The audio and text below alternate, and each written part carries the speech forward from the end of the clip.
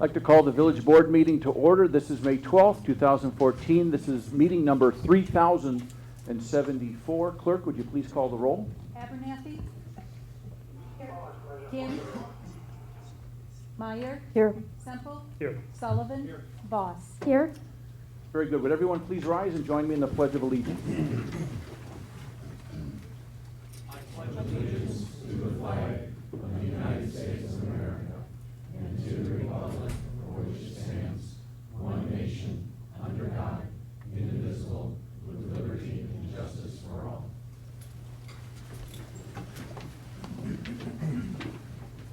Very good. Welcome, everyone. First thing on the agenda is approval of minutes. I need a motion to approve the minutes from April 28th. I will make that motion, just so that everyone knows they got a second set because there were some Scribner errors that I corrected earlier in the day. Okay. All right, motion by Voss. Second. Second by Meyer. Discussion. Clerk, please call the roll. Voss? Yes? Meyer? Yes. Abernathy?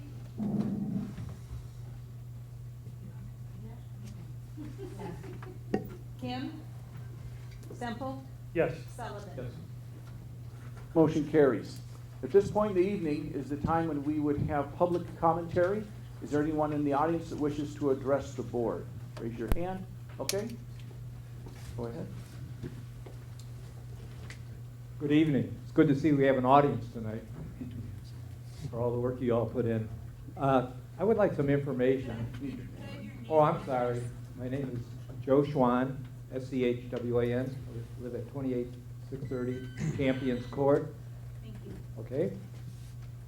My question is regards to activity that I noticed last week on the property across the street from Target, across on Route 60. There was quite a few trucks out there taking core samples and drilling, and so something's happening.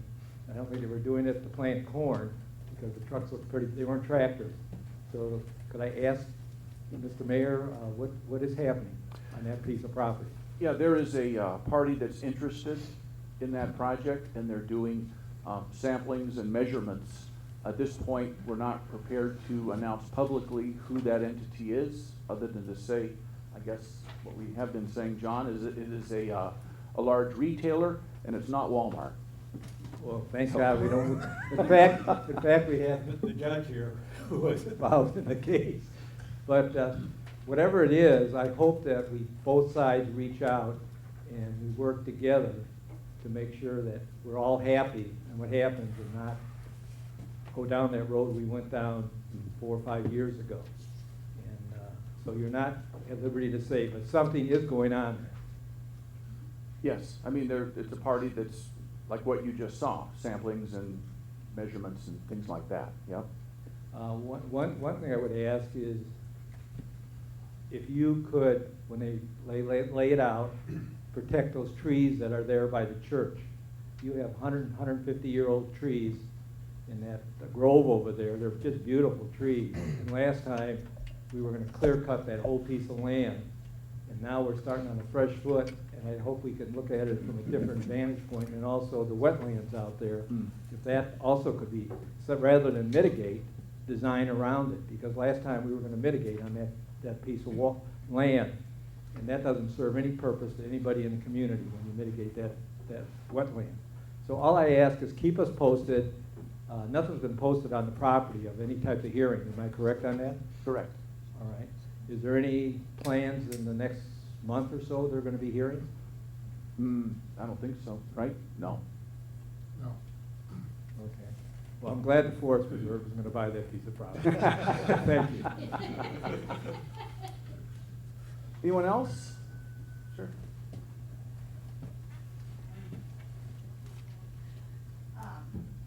My name is Megan Campos. I live at 119 South Lake Street in Mundelein.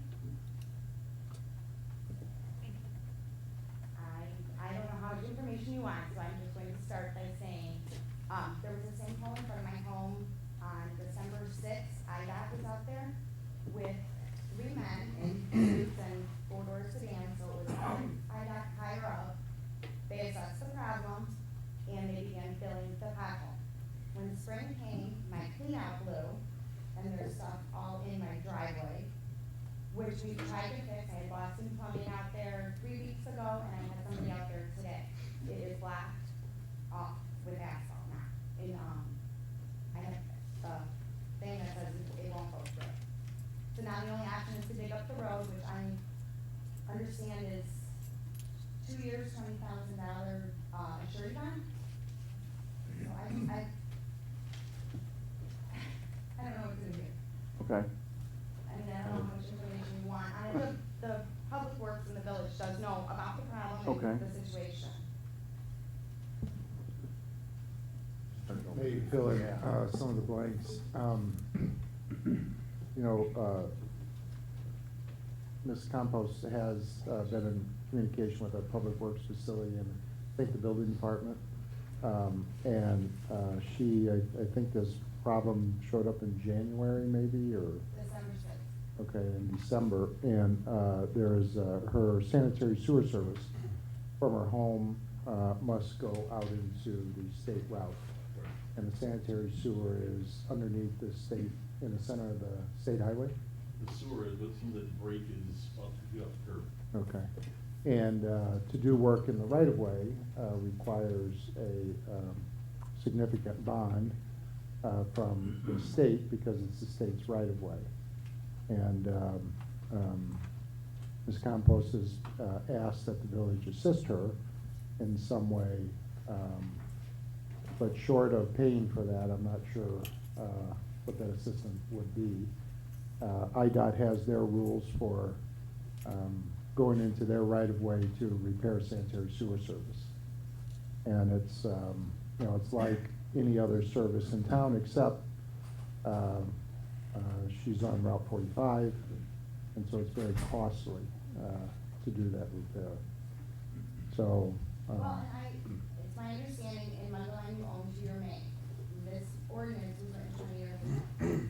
My home is 100 years old. So I understand if my daughter flushes something down the toilet and it gets stuck in the middle of Route 45, I have to figure out how to get that out. But the whole pipe cracking, and then I got filling the hole with asphalt, which has now completely broken the pipe, and you can't get through it. I'm not sure how that I'm responsible for that, is, I guess my question. Hmm. It's a big problem. And it goes a lot, So- I mean, I can go into greater detail back into, I replaced my whole sewer from my home to the end of the road in June of 2012. At that point, we knew it was cracked, and I was told then I needed to come up with $40,000 for an surety bond, me personally. Not until December was I told, December 6th, 2013 was I told that the contractor does, and it's for 2 years, the contractor has to come up with $20,000 for an surety bond.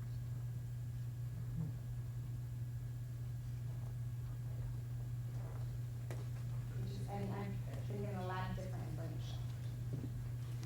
Yeah, you know, I don't know if anybody's prepared to comment about what IDOT's requirements are. I don't, I mean, we talked to them. The village did talk to IDOT, and that is what they said. Yeah, she's correct. Those are accurate numbers.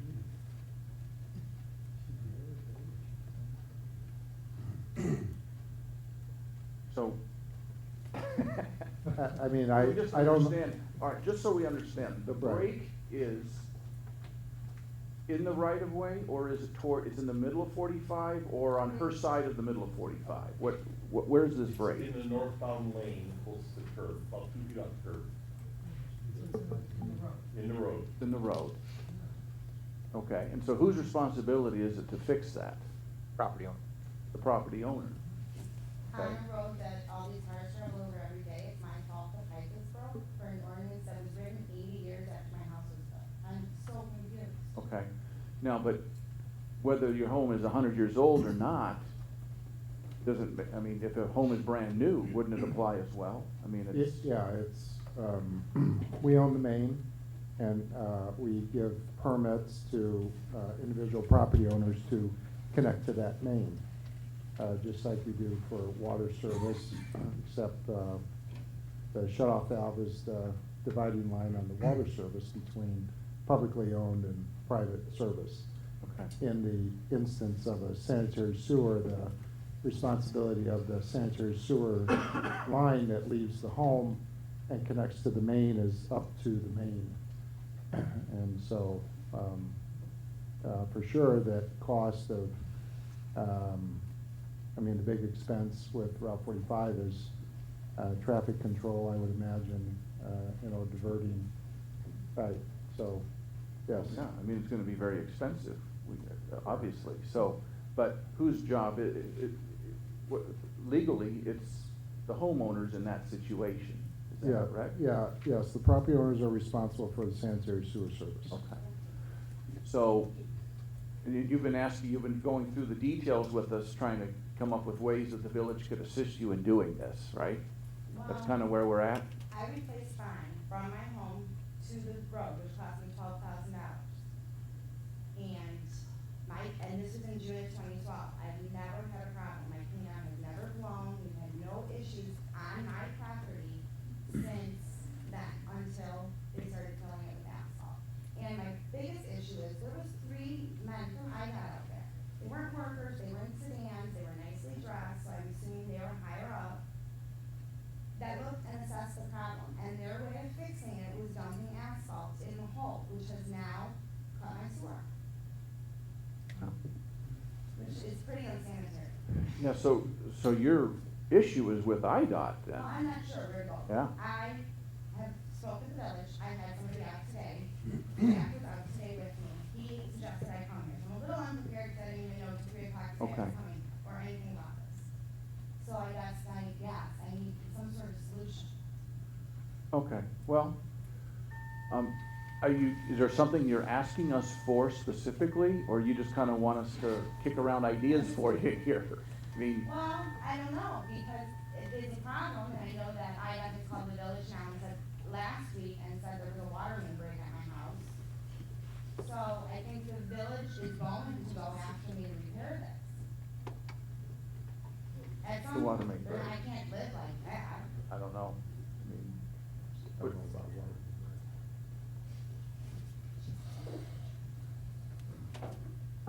It's my understanding during routine work by IDOT, they saw the hole reappear and saw fluid or water at the curb, called us, thought it was a water main break. It was not, it was a sanitary sewer that was outflowing through the hole, Okay. because it's broken. No, this last week it was outflowing through my clean out that flew, Because of because they filled the hole with asphalt. because the main, your service line was broken, and when they put the asphalt in, it filled the pipe It in. wasn't broken, we were able to get a camera through that, the village put a camera through it in June of 2012.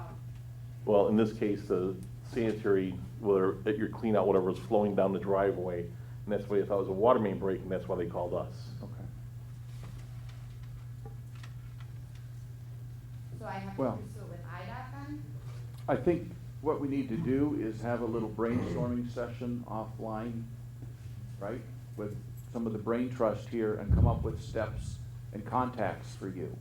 I mean, and kind of like lay out the parameters. It doesn't sound like, I think we need to have a conference or something and figure this out. And then send to you the contact information to call and the steps to take care of this thing.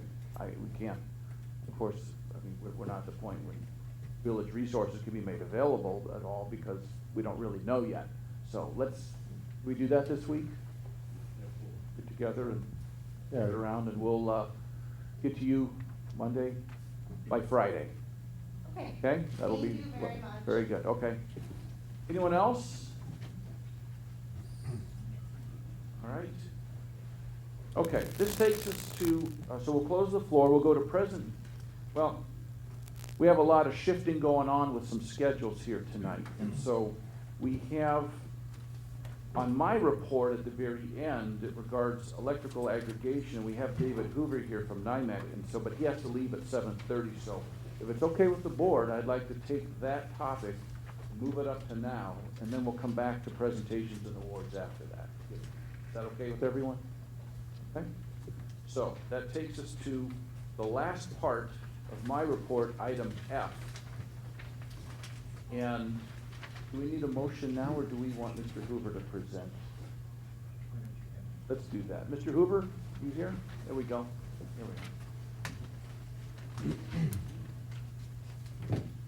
Thank you for moving things around, appreciate that. I just wanted to update you on the status of the electric aggregation program. The program's been running for 2 years now, will be 2 years in July.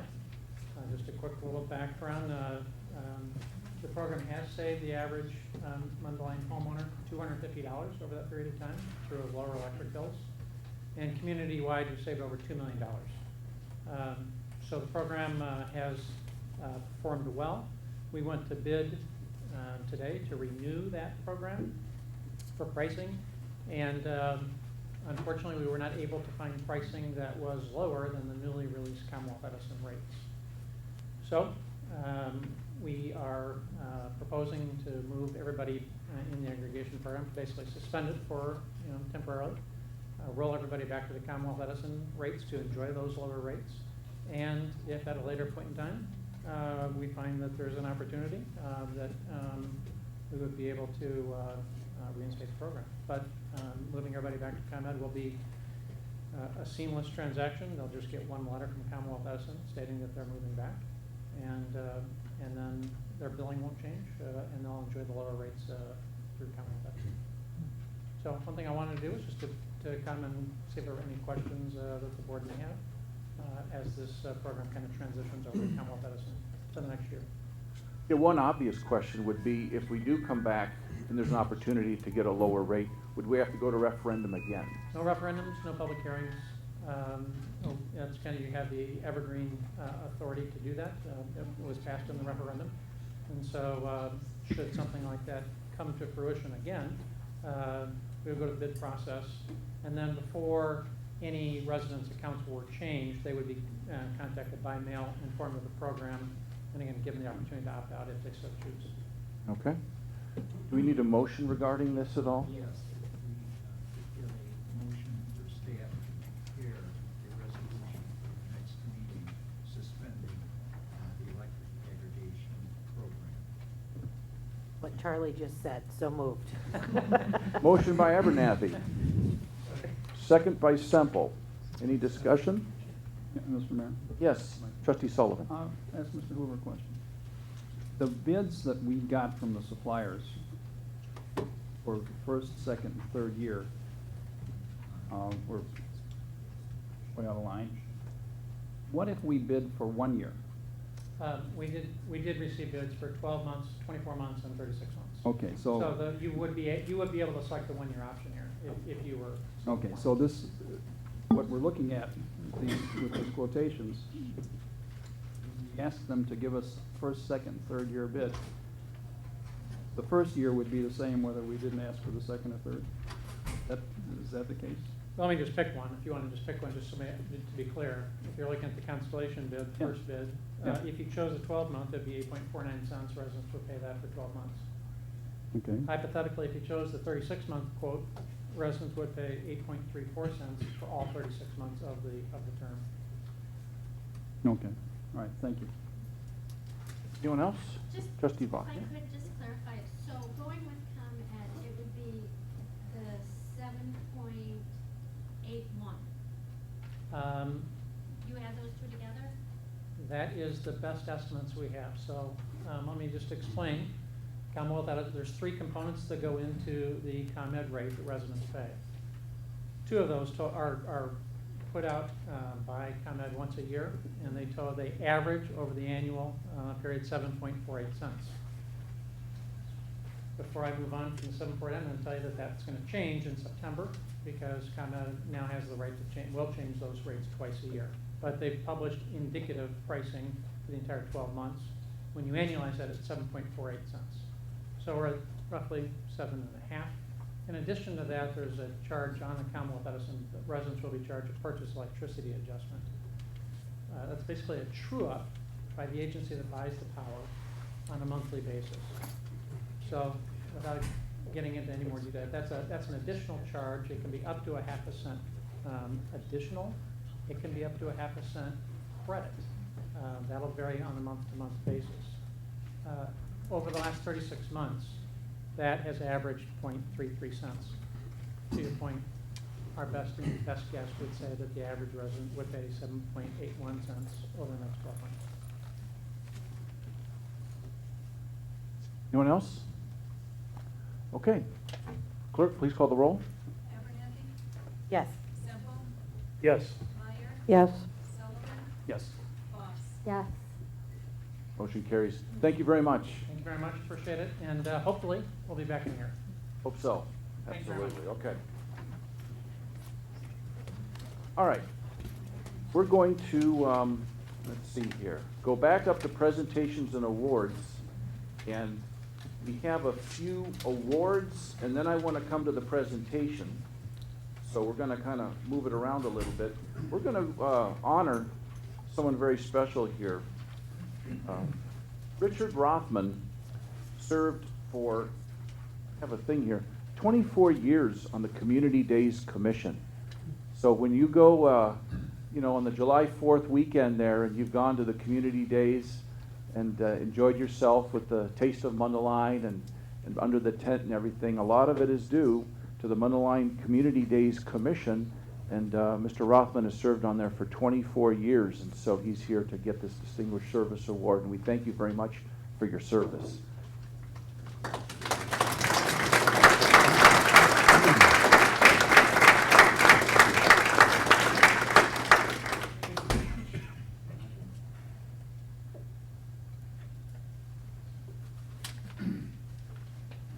Next, we have a Saved by the Belt Award to Genevieve Resnicek. Is Ms. Resnicek, are you here today? Very good. Okay, Chief Gunther is going to present this and tell us what this is all about. Thank you, Mayor. This is an award that we don't give out too often. Genevieve, Jenny, right? That's what we like to do with Jenny. Okay. And this is through the Illinois Association of Chiefs of Police and through National Highway Traffic Safety Administration. And this is an award to Genevieve for really something as simple as using your seatbelt. But when I talk to you a little bit about the details as to why and how things could have been very differently had she not, you'll understand why she's receiving this award and recognition tonight. On February 9th, 2014, Jenny was traveling eastbound on US Route 45 from Hildreth Court when a vehicle traveling from the opposite direction crossed over the double yellow line and entered her lane of travel. Jenny attempted to avoid a crash by steering toward the shoulder of the roadway, but the oncoming vehicle continued to veer further into Jenny's lane, resulting in the oncoming vehicle striking Jenny's vehicle on the driver's side B pillar, which is located right between the front and rear doors. So essentially, this is what we call a T-bone. During the crash, both of the doors on the driver's side of the vehicle were torn off of Jenny's vehicle, which rotated out of control for 90 degrees before coming to a final rest within the ditch on the south side of the roadway. Because Jenny was wearing her seatbelt at the time of the crash, she was secured in the vehicle and avoided ejection, which may have resulted in serious injury or possibly even death. As a side note, the severity of the accident, the damage to Jenny's vehicle was so severe that responding police officers had actually thought the fire department had used the jaws of life to remove her from the vehicle because portions of the cab were cut away from the impact. In addition, when the vehicle was being taken out of the ditch by the tow truck, it actually broke into two pieces. So the magnitude of the impact from the oncoming vehicle was very severe. And so it's that we bring Jenny here tonight and thank her really more than anything for using her seatbelt to save her own life in this particular matter. And hopefully anybody that does see this follows suit and chooses to do the same thing. You know, we've seen a massive increase in the use of seatbelts in the last 10, 15 years. The percentages are now well into the 90s, and in part it's because we recognize situations like this and others hear that and then, you know, remember to buckle up when they get in the car. So to Jenny, it's a certificate of membership saved by the Safety Belt Club. You were involved in a serious traffic crash on February 9th while traveling in Mundelein. An investigation found you escaped serious injury and possibly even death because you were wearing your safety belt. You are presented with this certificate because you recognize the importance of buckling up and are a living testimony to the fact that safety belts save lives. Congratulations. And also with it is a nice little plaque for Jenny. There you go. Thank you. I appreciate you coming tonight. Okay, thank you. Thank you. Boy, okay. We go to, let's see, Gayleen Henry could not make it here tonight. She served as the chairman of the Human Relations Commission for several years and did a great job, and so we're going to give her that award, present her with that plaque later on. And this brings us to a presentation, the 19th Judicial Circuit Residential Mortgage Foreclosure Mediation Program for Lake County. Judge Hoffman is here, and Olga Kordnaskaya? Yeah. Very good, okay. All right, thanks very much for your time. I'm Circuit Judge Mitchell Hoffman. I'm here to tell you a little bit about our 19th Judicial Circuit Mortgage Foreclosure Mediation Program. I know you've got a busy agenda, so I'm going to take very short, just maybe 5 minutes or less. Why am I here to tell you about it? The reason I'm here to tell you about it is we need your help getting word out to the public about the program. The reason is we think that this program is going to be beneficial not just to homeowners and individual families, but to communities as a whole. The program came about in response to what's been called the mortgage foreclosure crisis, which started in about 2008. And at that time, we saw the number of mortgage foreclosure cases in the Lake County courts increase nearly tenfold in about 3 years. We went up to over 10,000 mortgage foreclosure cases in Lake County. And every mortgage foreclosure case really is a crisis for an individual family. And then you can imagine the impact of having thousands of these cases going through the Lake County court system every year. And most of them are cases where the homeowners cannot afford to have an attorney represent them in court. And the impact has not just been on families in the courts, it's been on entire communities. And Mundelein, frankly, is one of the hardest hit in the county. So when I said the communities are hit hard, what happens typically in a mortgage foreclosure case is at the end of the case, there's an auction for the home that the sheriff conducts. And in the vast majority of cases, the bank buys the home back out of the foreclosure auction. And then because the housing market is somewhat depressed, the houses wind up sitting vacant for months or even years. And I don't have to tell all of you what the impact is of having vacant homes in your neighborhoods. It means that property values go down. And I'm sure you can talk to your building enforcement officer and find that vacant homes create a laundry list of safety and building code violations that the city has to deal with at no small expense. The banks, I think, are also coming to the realization that it's not in their best interest in a slow housing market to be taking these homes back and to basically be sitting on housing stock that they can't sell. So as a result, what's coming about is more support for the concept of mortgage foreclosure mediation. And what mediation does is it creates a stay of the foreclosure process in court, and it gives the banks and the homeowners a chance to talk about loan modification. So what is loan modification? Loan modification literally is a process of taking the home loan and trying to find a way to make it affordable for the family so that they can continue to stay in the home, continue to make mortgage payments, and keep these homes from becoming vacant. So what usually will happen between the bank and the homeowner is that they will talk about modifying the terms of the note. They will likely reduce the interest rate. They may waive some penalties and default interest. They may increase the term of the loan. And in some cases, they may even reduce principal on the loan. Banks have been known to do that. So in our process, the bank and the homeowner are going through this with the assistance of both trained housing counselors through Affordable Housing Corporation of Lake County and also specially trained mortgage foreclosure mediators. We have about 24 mediators that have been specially trained in this process. If, as a result of this mediation, a loan modification can be reached, then the family stays in the home. They continue making payments to the bank, and the case is dismissed. If, in fact, a loan modification can't be reached, then other options are discussed between the homeowner and the bank. By the way, I should mention that the program is entirely free to homeowners. There's no cost to them whatsoever to participate in the program. The judges of the 19th Judicial Circuit got a lot of input from various entities before we adopted this program. We got input from the banks. We got input from attorneys that represent homeowners. And we've been working in partnership, importantly, with the Affordable Housing Corporation of Lake County. We've had help from a group called Resolution Systems Institute, which has been working with courts all over the state to set up mediation programs. And we also have had a grant from the Illinois Attorney General's office. All of that's been very helpful. As I said earlier, and to sum up, we're here tonight because we need your help getting the word out to your community. You are in the best position to know who in your community needs this help. So we've come tonight with brochures that explain the program. We've got them in both Spanish and English. And our mortgage foreclosure mediation coordinator, Olga Kordenskaya, is here.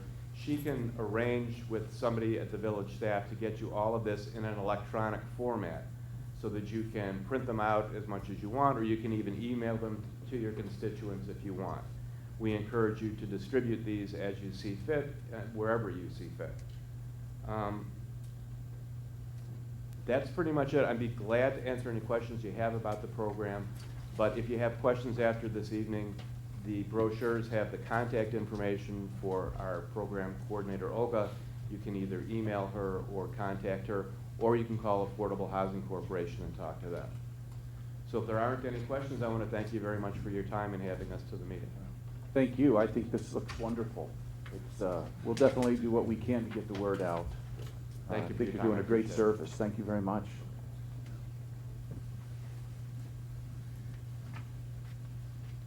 All right. Okay, so let's see, public hearings. We're going to have a liquor control commission meeting. We could do it after my report. Let's do it that way. Is that okay? All right. So we'll do that after my report. So this takes us to my report. A number of items here. And the first one is, I've never seen this. We haven't done this in the years I've been here. I need a motion to adopt a resolution renaming Nelson C. White Parkway to Sismix Way, Exhibit Number 2. So moved, Mr. Mayor. Motion by Semple. Second. Second by Trustee Sullivan. Discussion. Do we want to explain to people why we're things that Sismix does in our community? Sure. Do you want to come? We'd better talk about it than. Good evening. I'm John Neal, Vice President of Operations for Sysmex and formerly Director of Manufacturing at the facility here in Mundelein. We've been a proud partner with Mundelein since 2003 with our corporate headquarters. We now have a research and development facility, a manufacturing facility, and a training facility for customers all across North America. So it is a great pride to say we've gone from 35 people in America to over 900 people in the U.S. since 2003, and over 214 people here in Lake County. So we have grown tremendously, and we value the support of the village of Mundelein. I was reading about what your business does and all the medical things you do. I mean, it's just fantastic, the research and all that. Can you tell us what little bit, just while we're all here? And So basically, if you go to the doctor's office and they draw a test tube of blood from your arm, and it is a purple top or blue top test tube, the chances are in over 55% of the hospitals and doctor's offices throughout North America that sample will be tested on a Sysmex product and will be tested with reagents made right here in Mundelein. So we have a wide portfolio of products that go all the way from microwave oven size to instruments that are longer than a council desk here.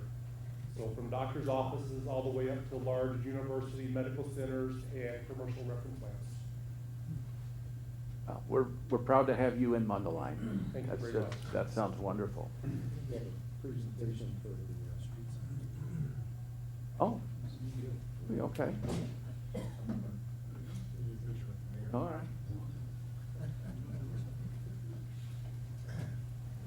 Who's got the camera?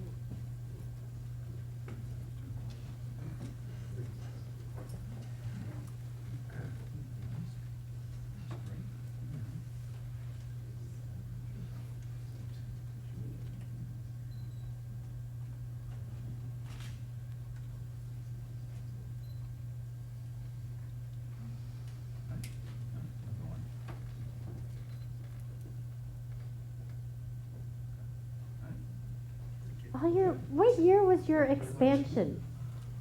What year was your expansion in? Remember?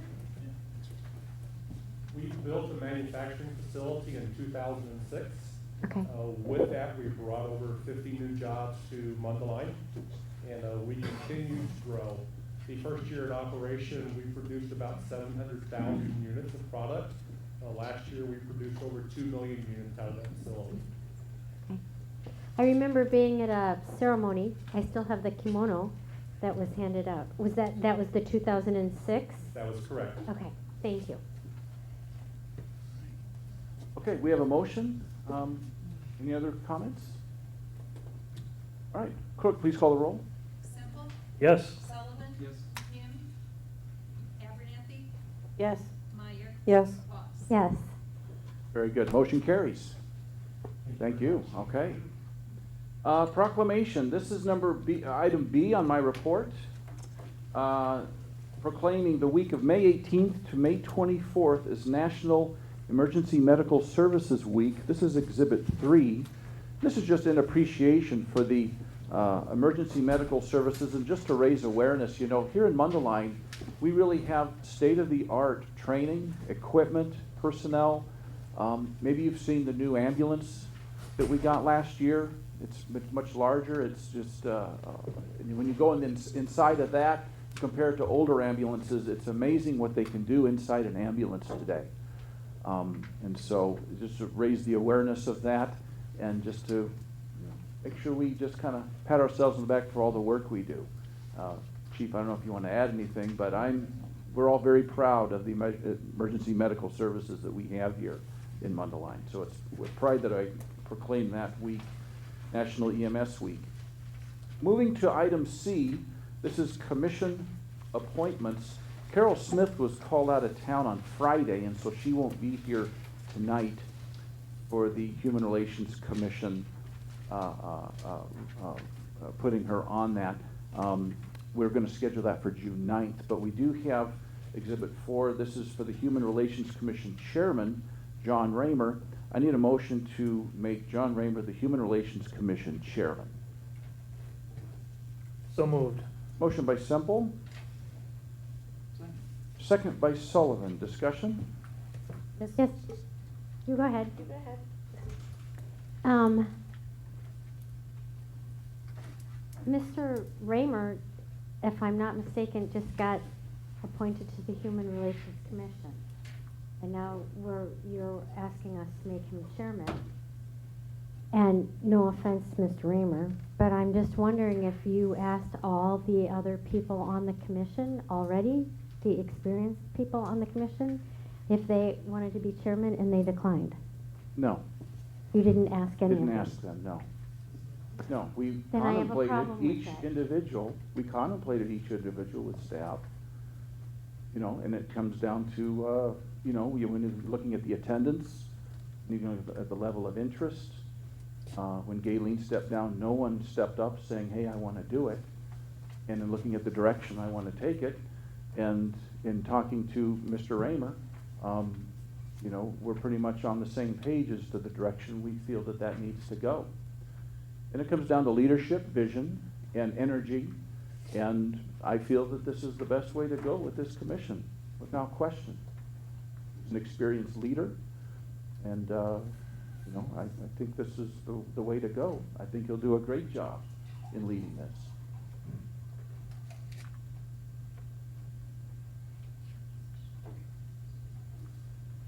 I also feel the same. I'm kind of questioning someone who's only been there a short time might not know really what to do or what that commission's about. And maybe it might be a little early to be appointing someone who's new to the commission as chairman, when we haven't asked the people who've given time to the commission whether they wanted to step up and do it. They might not have known there was that opportunity. I'd ask Victor, or Mr. Barrera. I mean, the people, they knew Galen was stepping down, right? I mean, it wasn't a secret when she submitted her resignation and then 6 weeks later, you know, she's not serving anymore as chairman. That is correct. Yeah. And it wasn't a secret, and then they didn't know. But, you know, I mean, I guess I'd also point out, you know, in any company or any group, when someone steps down, I mean, do corporations ever go outside to bring in new leadership? Sure. Or do they always promote from within? Well, No, they often go outside. And it's in my judgment in this case, in looking at and in talking with staff and reviewing the thing and the direction that we want to go with this thing, that I think outside leadership is definitely needed right now.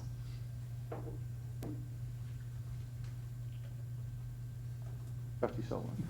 Well, I would agree that perhaps Human Relations Commission needs a bit of energy. John Raymer certainly didn't just fall off the turnip truck in regard to leadership. He's demonstrated his ability to lead people over the years. And he's been in Mundelein a long time. And based on those points, I concur that he will be an effective chairman of this commission.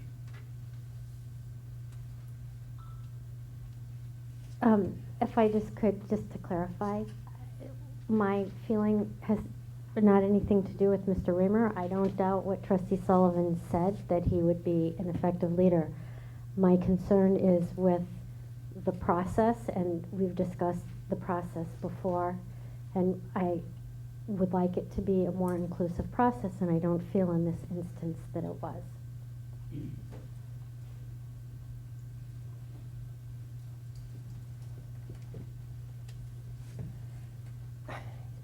Yeah, and I don't disagree with the points made by Trustee Sullivan, with the points made by yourself. And certainly John Raymer is a very capable person. It has nothing to do with the person there. Again, it kind of goes down to the process that I really would have been far more comfortable had we made known that that opening was there, and then had the ability for people to express an interest and have some interviews and some discussions and a little bit more process behind it, rather than making an assumption that no one else was interested and hand selecting someone. Okay, so here's the thing, you're putting me in a tough spot. Do you want me to go through every single other person on the Human Relations Commission and tell you the reasons why they were overlooked for this in a public setting like this? No. Thank you. Can you trust me that maybe we did vet out the possibility of using one of those other people and having them be chairman? I mean, do you think that maybe that process was conducted before we made this step? Yes, it was. And so you're putting me in a tough spot, and you're putting Mr. Raymer in a tough spot, you know, and this is the first I've heard of your concerns. You knew Galen Henry was chairman when she stepped down, and we would have to replace her. This was a couple months ago. So, you know, I think we relied on that position would be, you know, formally made known, available. And I still feel that, you know, while maybe yourself and staff looked at other people and made determinations about them, that I think there's still a courtesy of asking if anybody's interested. And if anybody is interested, then having an interview with them and identifying your concerns and letting that person, you know, provide explanation or have some discussion about it. It was very one-sided. And I think that that's not fair to everybody involved.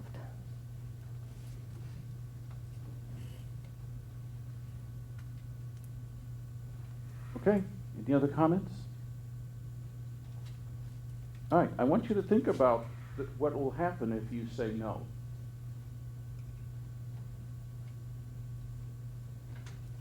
One would hope that then everyone would be asked and the process Well, would be followed. You know, there's some goodwill here though also. We're talking about a commission that's volunteer. As are all the other commissions that we That's- have that are volunteer. Absolutely. So, We have a lot of good people that step up to those commissions. yes, we do. But what I hear you communicating to me is a lack of trust. No, it's not a lack of trust. It goes into that we should have a set process that we follow uniformly with everybody in all commissions. I think that's all anybody here is saying, is that there's not really a set process that we follow. We've had the discussion before where we've talked about as our commission openings, become openings, and, kind of leading into the next topic, reappointments, that we just don't make automatic reappointments, that we let the public know that this opening is available, have the opportunity for other people to apply and show interest, have the opportunity to then, interview and make decisions on who sits on the commissions. We've never done that. That's part of the point. We've never done that, but we've talked about that we should do that. All right, well, you know what? This is under the mayor's purview. The mayor presents candidates for you guys, and you're suggesting a big uniform. I mean, if you want to take over the commission process and spend your time on that, be my guest. I'll abdicate the whole thing, and you guys can run it. But the way it is now is the mayor's office is the one that presents these candidates and manages these reappointments. And we present the resumes to you for complete vetting. And We're not saying anything against the candidates. What we're saying is that we've talked about this before, where when there is an opening, that we have felt, as many of the trustees have felt, that this should be an open process. It should be known that there's an opening. There should be and that goes for reappointments, not just vacancies. That everything should be open and above board. People should be able to apply if they're interested, and then be vetted at that time, and then the board votes on them. okay, see, let me make it. Maybe you have the impression that we have a stack of people sending in their resumes to join our commissions. We don't. We don't. And we can post it on the internet, we tell our friends, and we try and network, but that's not the case. And under your model, then, if every reappointment we have to advertise it like it's a fresh opening, there's going to be problems. Well, that's possible. It's also possible that when we have a new system in place that works differently and more people understood that there would be more openings and more opportunity, that they would be more likely to step forward. And just to clarify, Mr. Mayor, I know certainly in my tenure on this board, this is not the first time that a board has not given the mayoral candidate support. And it's usually, as in this case, nothing against the person. It has to do with the process. So on occasion it's been against the person, but in this case there Okay. is nothing. It's about process.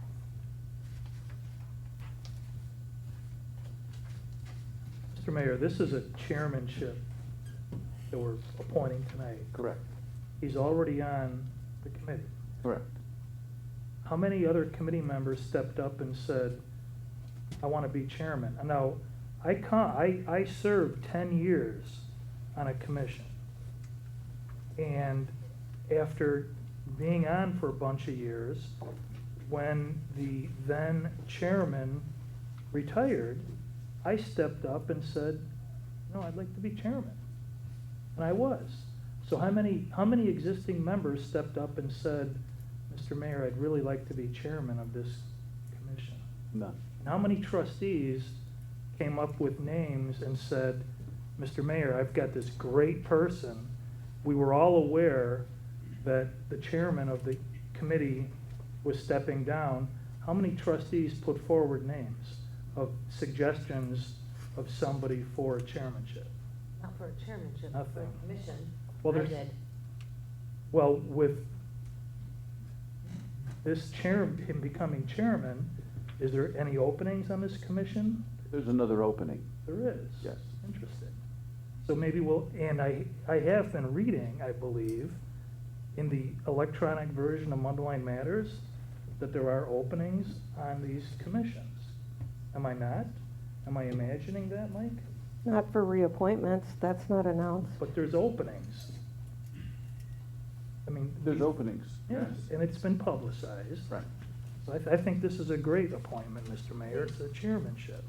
The other thing, and just, I understand that, but some people also don't feel that they want to do this because, oh, so-and-so and so-and-so, they've been doing this forever. So they don't want to get involved since they don't feel they'll have a voice because so-and-so's been doing this for 12 years. Someone might be on a commission and been doing it for 12 years. You know, it's the same thing I said about, no offense to anyone on the Mundelein Community Days, I think it's a great commission, but it's a good old boys club. I mean, I've said that, and I know I gave you a name of someone for that commission. Well, they have to apply. You've given me a few names for Yeah. commissions, and I say, go to them, absolutely, bring them aboard. Have them apply, they have to submit an application. And we don't have a stack of them. Did I say that already? Yeah. You We don't have did. one. We You don't have did. a bunch of people knocking on the door, beating the past Again, to be on these commissions. I think our hope is that with a more open process and more regular turnover, people will understand that they need to step up and be willing to step up more often. Again, Mr. Raymer is a great man. He's done a lot in the community. This is nothing about him. He's been to one meeting. Correct. And we think that perhaps you should have taken the time to talk to people on the commission and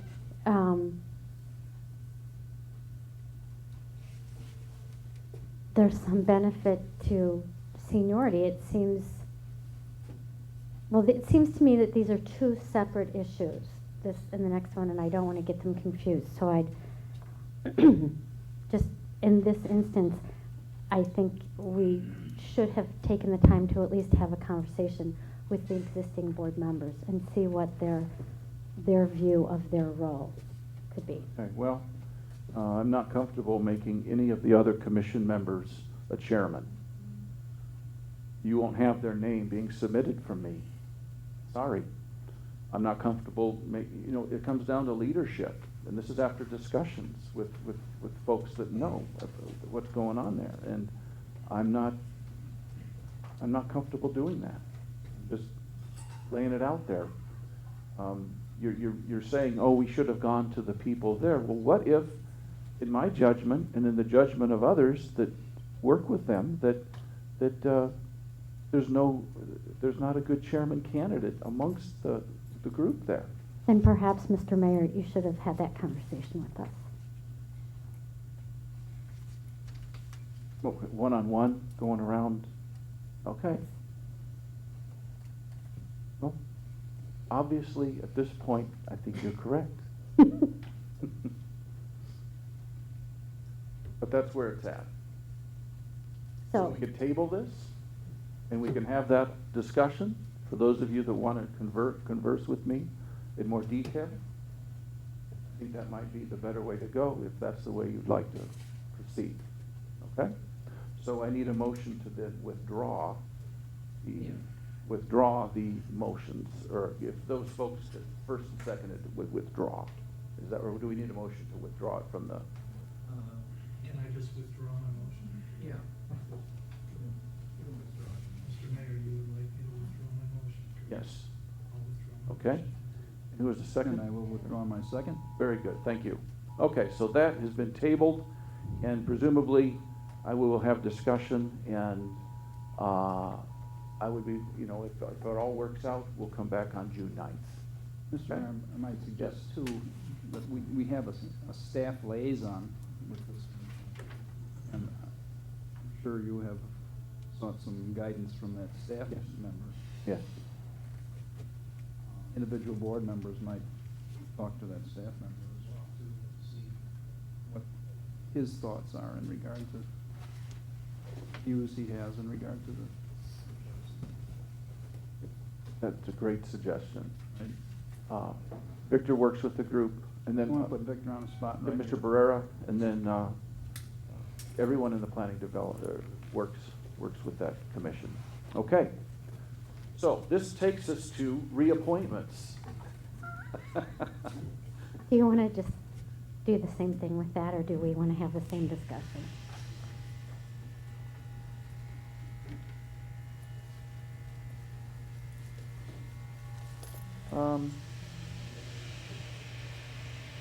I'm comfortable reappointing all these folks. Now, if you want to have a discussion on process, let's talk about it right now. I don't need a motion yet. We can decide to table it so we don't have to go through that process. But it sounds like, yeah, go ahead.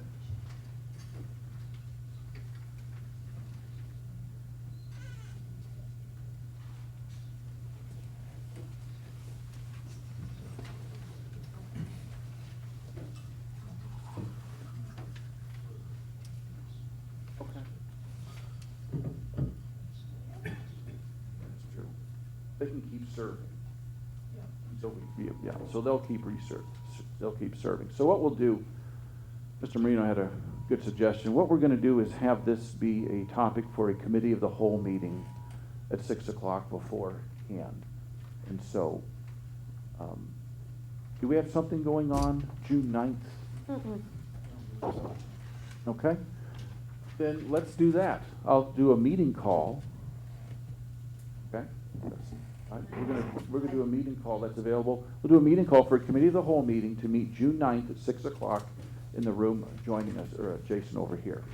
Okay? Excuse me, Mr. Mayor, I'd Yes. like to talk to you, I won't be at that meeting, so I'd like to have a We'll discussion have with a you before discussion. that. Yep. That'd be great. Absolutely. And the topic will be the commission process. Okay? All right, so with that done, do we need a motion to remove item D from the agenda? Very good. I need a motion to remove item D. So moved. Motion by Voss, second by Abernathy. Discussion? Clerk, please call the roll. Voss? Yes? Abernathy? Yes. Sullivan? Yes. Meyer? Yes. Semple? No.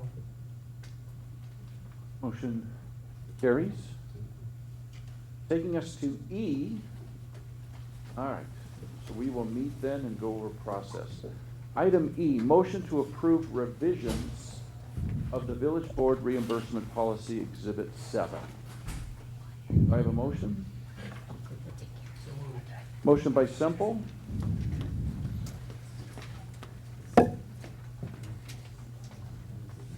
Second by Sullivan. Discussion.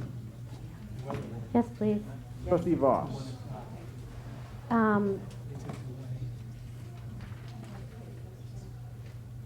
There was a second one sent. Did you get the second one? Okay. Is it different from the first one? Yeah, the one that was emailed out, It's not substantially different. There is. yeah, let me, or you want to go ahead? Yeah, there was a change from the one that was, excuse me, printed with the agenda. A revised draft of the policy was sent out today via email. I have hard copies here, but what changed was the procedure in the second page of the document that allowed for not only reimbursement of eligible expenses by the elected official, but also to allow up to the limits identified in the policy to allow administrative staff to register people for events, register elected officials for events without it coming out of pocket for the elected official. And those limits that are being suggested in the policy is $250 on an annual basis for the trustees and $1,000 for the mayor on an annual basis. And then there's also the part where they're going to, we're gonna have an internal bookkeeping. Yes, we'll keep the internal records for that, and every time there is an expenditure submitted or a registration for some events, then you will receive an accounting, kind of a year-to-date total, including that most recent activity. Okay, well, while I think about that, the part that I wanted to discuss was this amount. So the amount that trustees receive is $250 in a fiscal year. And what you're suggesting is the mayor, who has always received the same amount as the trustees, now get 4 times as much as the trustees to attend functions. And I guess the problem that I have with that is that I believe it is our job as trustees to attend all public functions, and that my concern, if the mayor receives so much more money than trustees, is that it may be then something that trustees start saying, well, he's going to go, he gets paid for it, I don't have to go, I've already used up my money. And I just think that there needs to be some more equity so that we all remember that our jobs aren't only to be here, but to be out and among the public. And as we all know, the $250 doesn't go real far for us either. So I'm concerned about the amounts that were chosen, and thought that maybe we should talk about I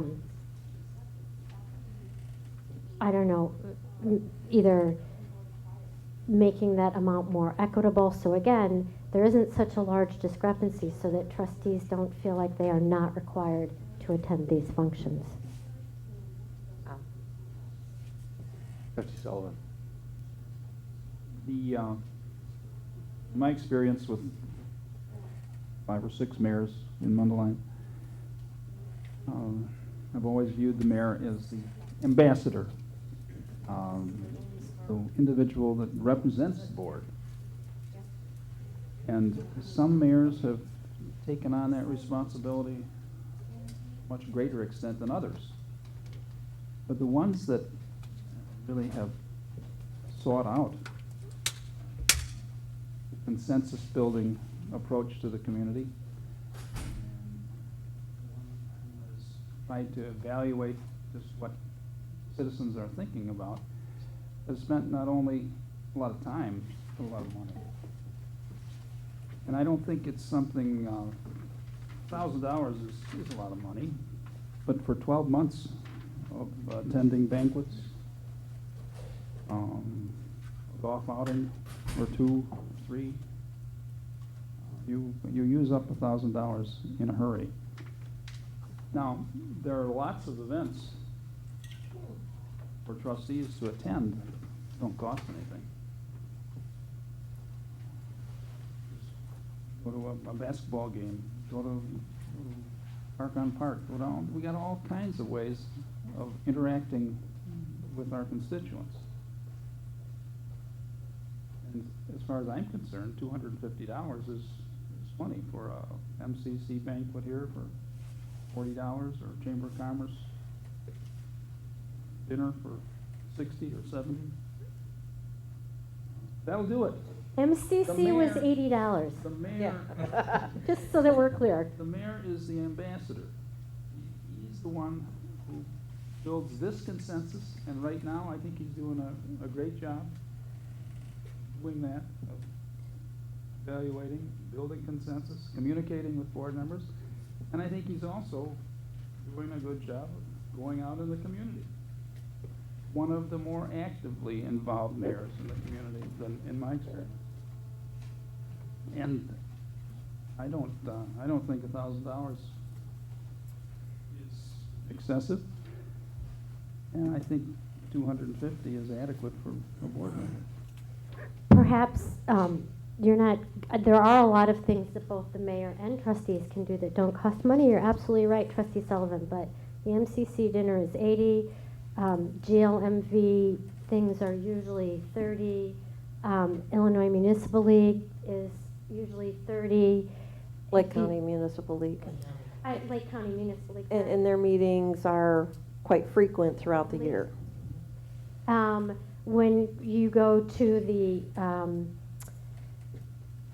Sound and Lights fundraiser, that's money. The chorus, that's money. Tickets to street scenes. There's plenty of things that we as trustees do. Maybe you're not doing them as often anymore, so you forget their cost, Trustee Sullivan. There are plenty, and it's nothing against the mayor. I'm not saying he's not a great ambassador. I'm just saying that we've had other great mayoral ambassadors, and $1,000 is a lot of money.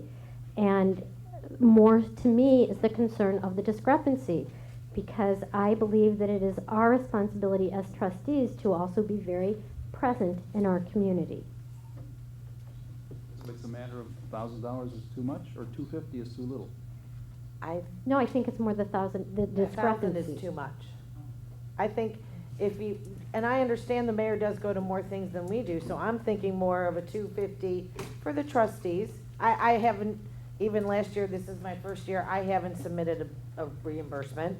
And I've been to things, but I think 500, and I know we've had this discussion, I think 1,000's a little too much. I think 500 would be fine. My opinion, you guys are thinking small. I want the mayor going to Springfield. I want the mayor meeting with other mayors of the region. That's more than I want the mayor $1,000, meeting with the mayor of Chicago, telling them, don't steal our businesses and bring them downtown. And I think that's the mayor's job, and I think $1,000 doesn't go very far. And this is not so the mayor can attend a local $25 banquet or go to a little local golf outing. I want Mundelein, the biggest village in Lake County, outside of Waukegan.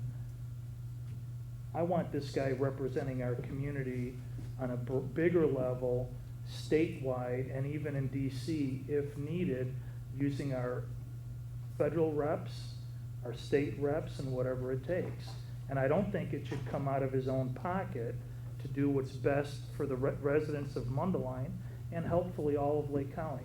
Because we've got a big critical mass of votes and population here, and I think the mayor of Mundelein is a very important position in this area, and $1,000 is, I hope it's enough. I think it's better than $250, and as far as attending the local events and whatnot, you know, that's great for trustees to do, but this guy, the mayor, whoever the mayor is, we need more.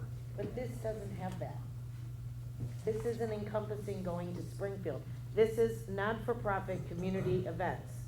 If he wants to go to Springfield, I will be very happy to pay for his gas mileage down there, pay for his overnight stay, if that's what he's going to do.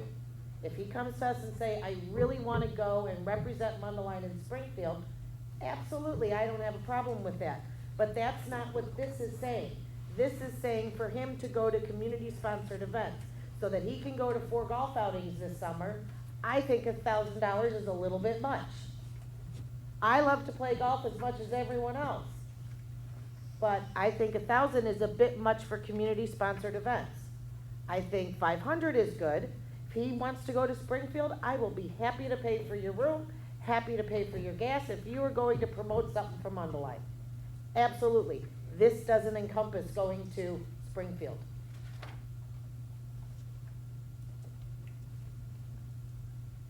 All right. Do we want to discuss this community of the whole also? No, this is, I mean, I would say last year I went through the $250 and I paid for one of the events out of my own pocket. At that event, I made some important contacts that I think, some very important contacts that are turning into some good benefit for the village.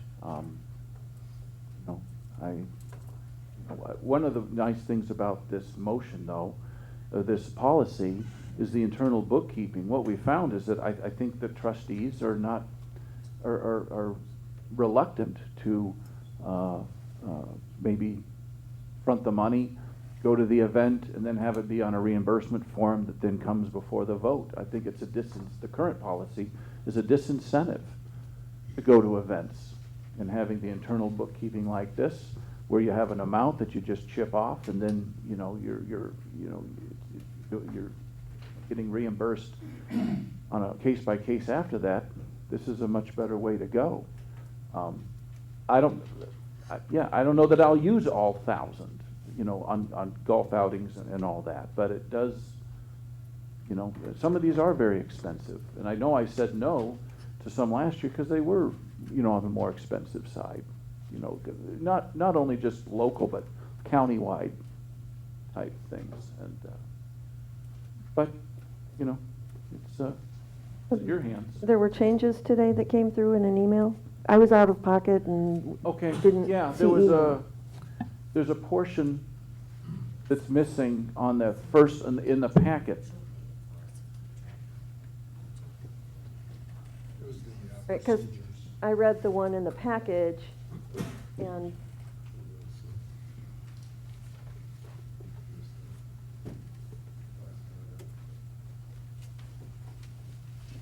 It seems like that staff used to pay for us to go. You guys help me out. And then we were told that it was a burden on staff to keep track of it and that we should just do it ourselves. Does anybody else seem to remember that? Yes. Well, we're gonna go back. Yeah, I don't know. Hopefully I didn't say that because it's more cumbersome to try and do it the way we're doing it. It just creates more paperwork. Sorry. Do we have? Okay, so we have a motion on this. So we can call the motion and see what happens. We could amend the amount that the mayor gets and see what happens.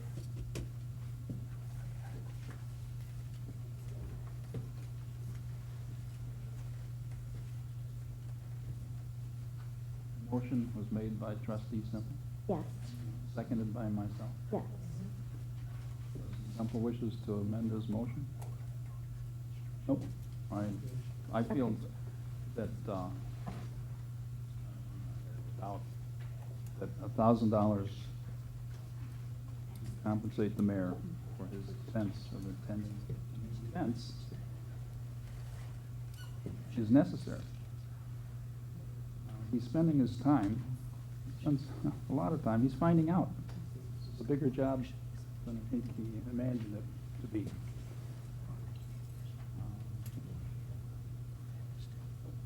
It's a job that I don't have time for. Or anybody who has a job has time for, or in my case, I don't have a job, I have 9 grandchildren.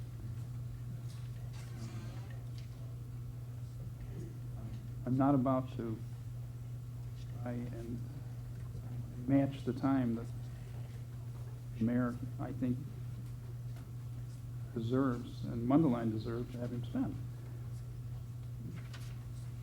But he should not be limited by having to make a decision to spend his own money performing the duties that we expect of him as mayor of Mundelein. The $250 for my own subsidy, my own payments on the part of the village and the people of Mundelein, is entirely adequate. I wouldn't expect more, and I don't think I might use more, but that's enough. That's enough from people of Mundelein for a trustee, as far as I'm concerned.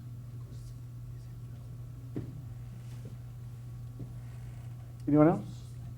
Okay. Clerk, please call the roll. Semple, Yes. Sullivan, Yes. Meyer, no. Abernathy, No. Voss. No. Okay, motion fails. All right, that takes us to the end of my report. We're going to have a Liquor Control Commission meeting at this point. Yes. If you could vote to make a tie, Oh, It would is there still a fail. benefit? that doesn't pass.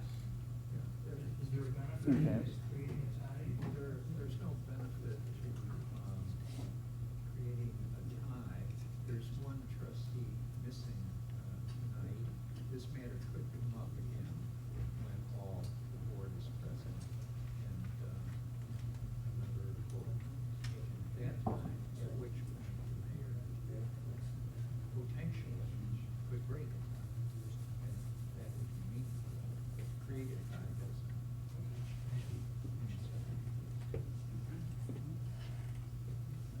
Okay, going to the, what we need to do is have a motion to, let me get the words right here. We're going to recess into a Liquor Control Commission meeting. Okay, so I need a motion to recess into a Liquor Control Commission meeting. I'll make that motion. Motion by Sullivan, Second. second by Abernathy. Discussion. Clerk, please call the roll. Sullivan, Yes. Abernathy, Yes. Meyer, Yes. Semple, Yes. Voss. Yes. Motion carries. Then, call to order, right? So we're going to call the Liquor Control Commission meeting to order, May 12th, 2014. Clerk, would you please take roll? Abernathy, Here. Meyer, Here. Semple, Here. Sullivan, Here. Voss. Here. Okay. First item on the agenda is the approval of minutes from March 10th, 2014, Exhibit 1. So moved. Motion by Myers, Second. second by Abernathy. Discussion. Clerk, please call the roll. Meyer, Yes. Abernathy, Yes. Semple, Yes. Sullivan, Yes. Voss. Yes. Okay, motion carries. This takes us to one of two hearings. So I'm going to, which one do we go with first here? We'll take Exhibit 2 would be Town Line Wine and Liquors.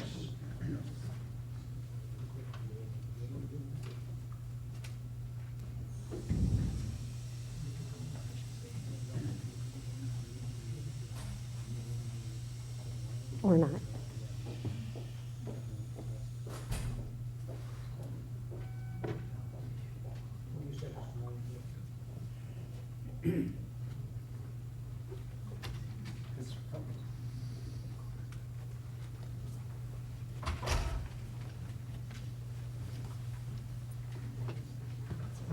It was my first clue.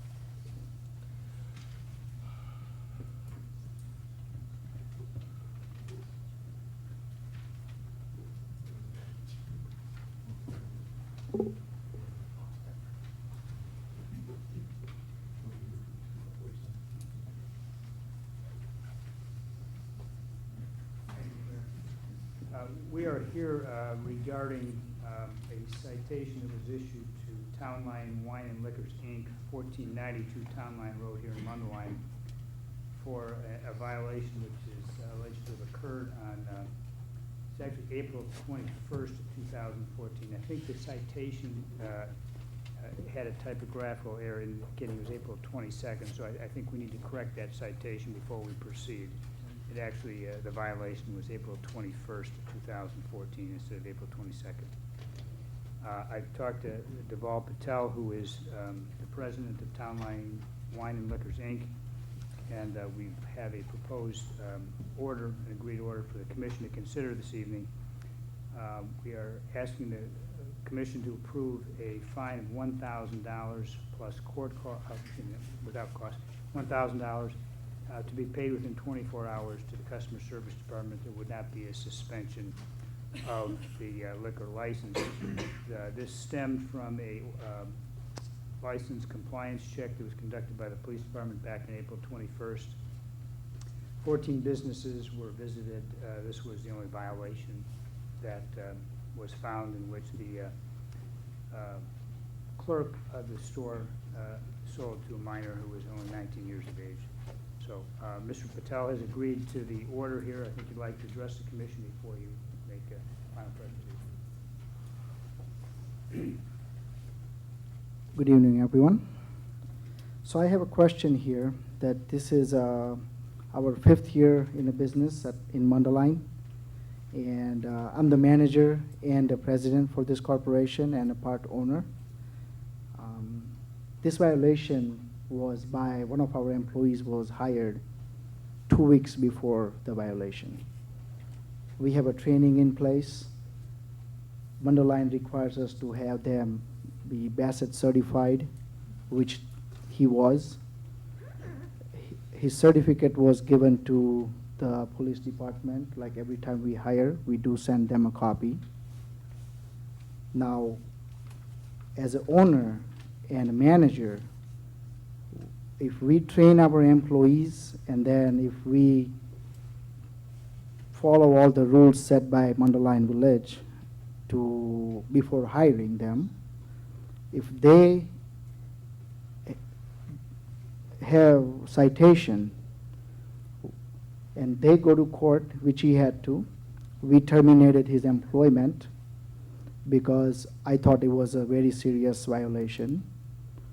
But as the owner and a manager, every time an employee gets violation, if I get a violation, it jeopardizes our license and bunch of other people's employment because he wasn't the only employee working at the store.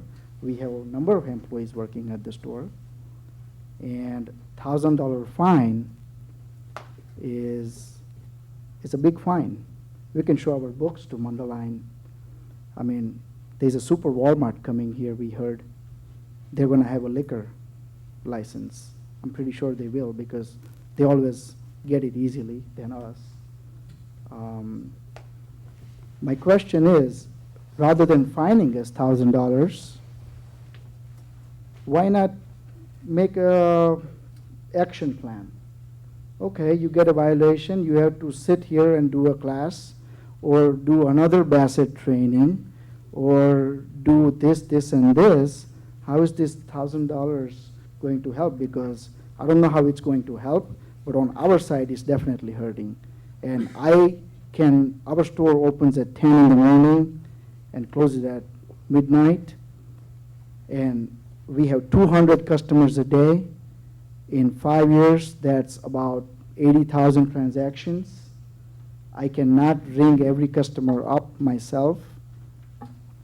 We're always going to be we have to hire employees. They're local employees from Mundelein. If it jeopardizes our license every time someone makes a mistake, which is a very serious mistake, by no means I'm justifying what he did. We did terminate his employment because we spent a lot of time training our employees and they're not allowed to make mistakes. We have internal policy of zero tolerance. You make a sale to minor, and if you get citation, you lose your job. What else can we do other than just spend $1,000? In order to come here and speak to you, I had to sign that order. So I already agreed to pay that $1,000 because that was the only way for me to come here and speak. That's what my understanding is. I'm sorry, could I just ask Mr. Laluzerne? Mr. Patel says he's owned this for 5 years. Is this his first violation in 5 years?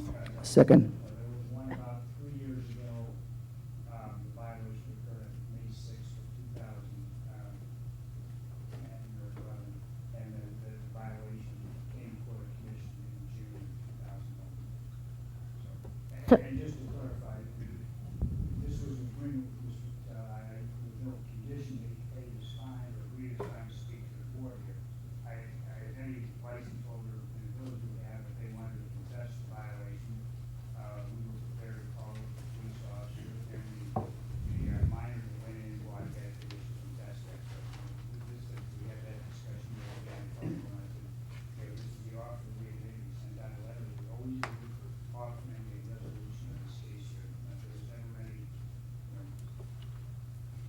strong arm you can't speak to the commission unless you sign this order. I said you have a right to have a hearing, which you do have.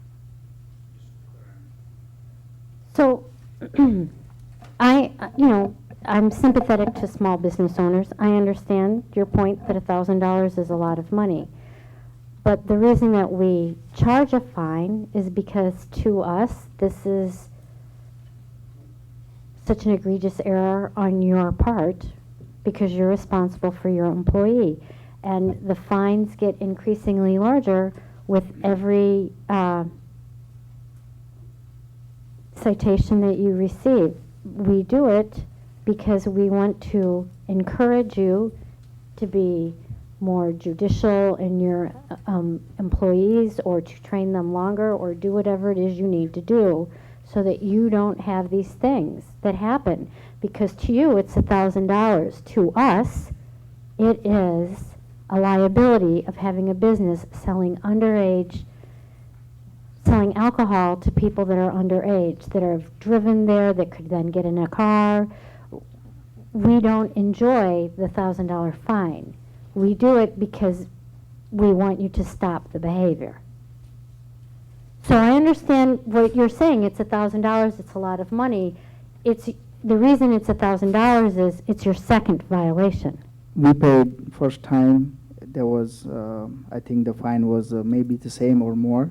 No. No, 500. If I can clarify, in answer to trustee Ball's question, there was the two previous violations in 2010 within a short period of time. One was simply a gas violation in which their business did not, the license holder did not come before the local commission. They simply cited the employee, went to the branch. Everyone's basset wasn't in file. Correct. And then in June of 2010, there was a sale of alcohol to minors before the commission. So that was almost 4 years ago. But they were very close together.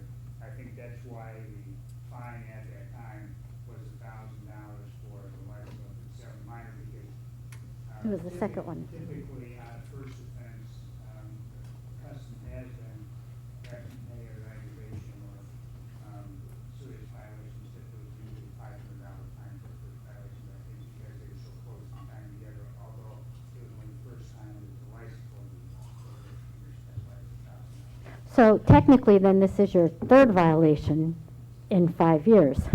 One violation was we were all basset certified, but only manager's basset certification was on file in village office. That was our first year being in business. Whatever I attached to my application was the only thing they had on file. So I had to just drive myself, bring rest of the bassets, and they just, okay, you're good to go. the problem here is what I'm not really hearing, and what I generally like to hear at this point is we messed up. I understand that my whole business can be in jeopardy, and I will do everything that I can to make sure that we don't have another infraction, because I understand that my liquor license could be revoked if my employees continue to sell alcohol to underage drinkers. What I'm not hearing is that ownership on your part and that sense of urgency in fixing the problem. So under some other circumstances, I might be willing to be more lenient. In this case, I think I'm not so inclined. We do understand. I mentioned it. I don't know if I can put more weight on it. This is very serious offense. We are going to be more and more careful. We don't want to lose our business. This is our livelihood. You know, this is a family-run business, and we don't want to jeopardize our license. My argument wasn't here to save $1,000. Okay, if I can, yes, I will save it, but it's not here to. I already signed the order. I just think that it's not very fair thing to have us monetary fine versus some sort of other action, or to fix or help us would have been better. Mr. Patel, I have a question for you. If you took a class, another basic class, or you paid $1,000, I think paying $1,000, you're gonna be a little more careful about the sale of alcohol, because your next violation, you could have your license suspended. And that is more than $1,000. So it's not just taking a class. That's what you do to get Bassett certified in order to sell alcohol. But when you sell alcohol to a minor, that is something that no one here is going to be okay with. The issue is, ma'am, that, every person we hire, they're humans. We can only put process in place and make sure the process is followed every step. That is in our power, because, if I skip steps of the process or try to cut corner, like hire someone without Bassett, or, not train them properly, or not have a training program in place as a manager, it's my mistake, 100%. You hired the person that sold alcohol to a minor. You hired them. Not sold, we hire them first and then they make a mistake, so in future they would sell. So, anyway. Mr. Patel, you're not the victim here. It's an absolute privilege that we allow you to serve liquor and sell liquor in this community. You had the audacity to suggest to us that we should put together an action plan. I think you need to have an action plan for how to ensure that the employees you hire follow the law and don't sell to minors. And if you're back here again, it's going to cost you. So you better have an action plan that works. Thank you. Okay, thank you. Okay. That concludes that one. Okay, so we're on to Exhibit 3. No? Don't we have to No, make a we're not. motion to accept it? Oh, okay, I'm sorry. Okay, so I'll make a motion to accept this plea and the $1,000 fine. Wording, okay. The plea. Accept the settlement and Second $1,000 fine. motion. Motion by Voss, second by Semple. Discussion? Clerk, please call the roll. Boss? Yes. Semple? Yes. Sullivan? Yes. Kim? Yes. Meyer? Yes. Abernathy? Yes.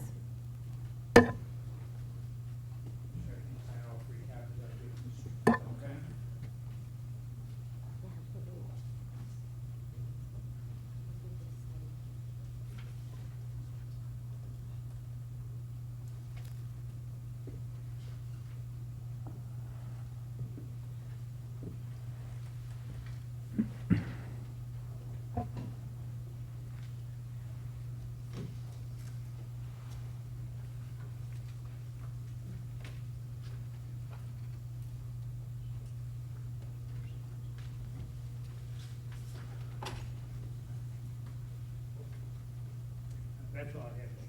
Okay. That takes us to Exhibit 3. It's a retail liquor application for Quick Pick located at 635 North Midlothian Road. I think the commission members have received some documentation regarding some events that occurred prior to the petitioners making their presentation at our March 10th meeting. And so we're going to just open this up and let's see here. At issue, I guess what we were discussing here is the petitioners were given a go-ahead to move forward, and then information came forward after some investigation regarding a previous violation that was not disclosed at the time of their presenting to us for that location. And so what we need to decide here as a commission is whether we're still okay with them moving forward with a liquor license at that location in light of this new information. Okay? So let's, we're going to have, you can make comments, or if you have questions for the Right. petitioners, we'll have them come up. So we'll just open it up. Mr. Hingu? How do I, yes. I was all for. Come on up You can here. Come on, yeah. Yeah. Come on up. I remember when you came in to see us at the board meeting, and I was very much in favor of providing alcohol and allowing you to creating a liquor license. However, was it you yourself that sold alcohol to a minor? Yes. Now, can I explain what happened like? Okay, yes, in just a second. Okay. But okay, because the biggest thing I want you to explain is when we sat here and we were going over this, why did you not tell us? Before you answer that, can I just ask one more question? Has that case been adjudicated yet? Have you gone to court on it? Yes, and I have another date on June 4th. Yes. So perhaps he can't answer the question that we're going to ask him. Right. Because it's going to a jury trial, isn't that Yes, correct? yeah. Yeah. So he And can't probably say why he did something, right? Right. Okay. Okay.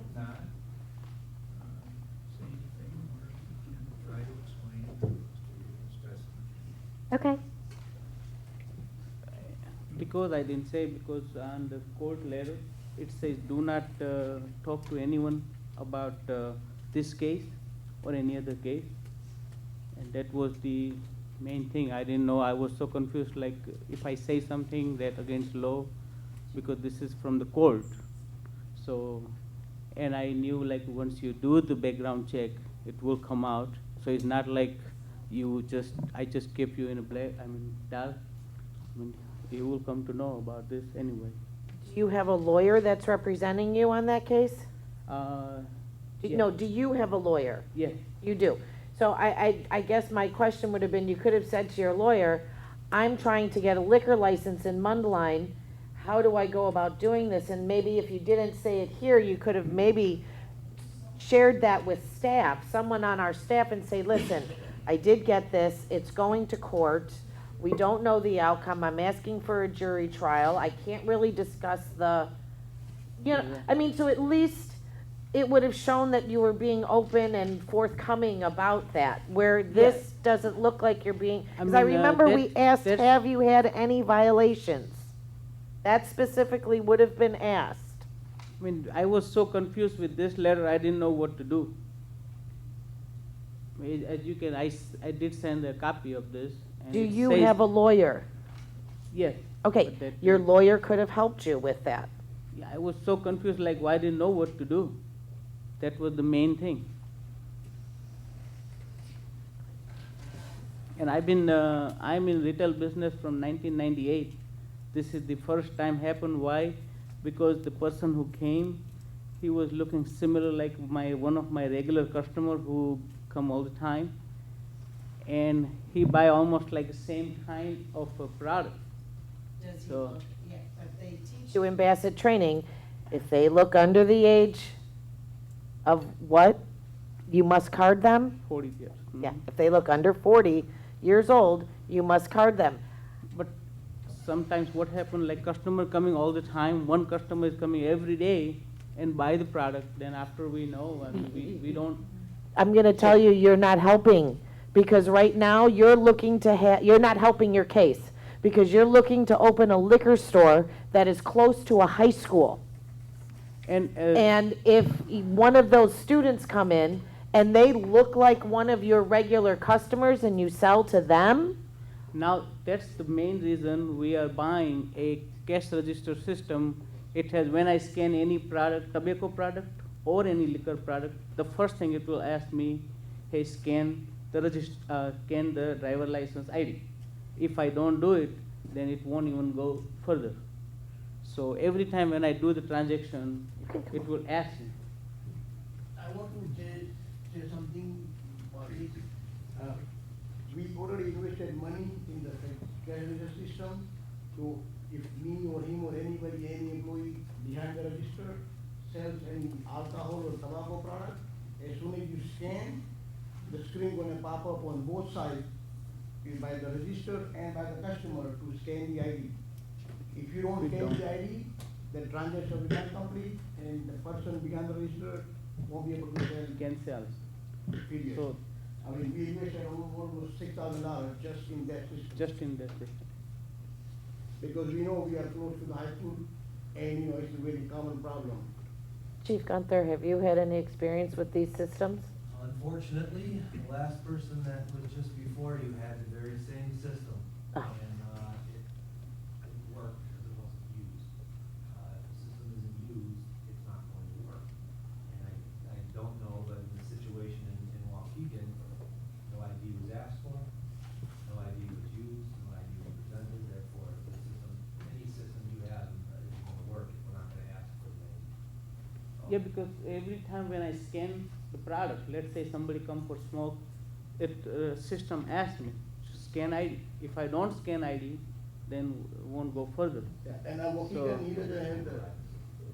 They can override the system? Employees can override those systems, as long as they have the administrative rights. If you're the manager or the owner, traditionally, you're gonna have those administrative rights.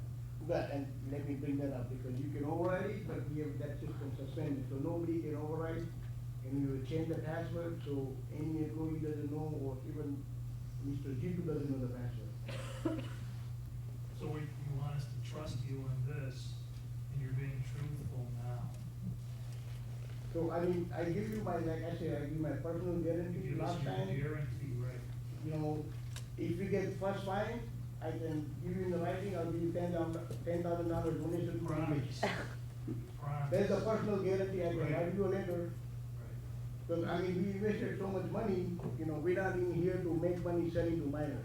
That's not the way we do business. I understand, but you need to understand our side of it. You're promising here, but you stood before us a couple months ago and promised. You had said, Same thing, I wasn't aware about this because he never discussed to me that he got the ticket. I didn't, but aren't you partners? so Yes, confused. we are partners, that's why I told him, I said, you Stop saying confused, that you're confused about a ticket. You had a lawyer, and a lawyer will explain a ticket to you. So don't say you're confused. You got cited for selling alcohol to a minor. So what confusion is there? Well, because I didn't know, if I say something goes wrong with the code, if code That's why says- you have a lawyer. Yeah, he didn't discuss that with his lawyer, that's the main thing. Otherwise. Yeah, I didn't discuss with the lawyer too.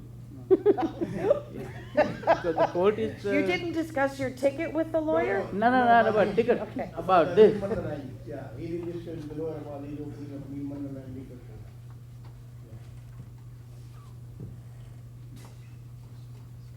And if you like, we are more welcome to check out our system. We just did a religious ceremony for the store opening today, so we are ready to follow.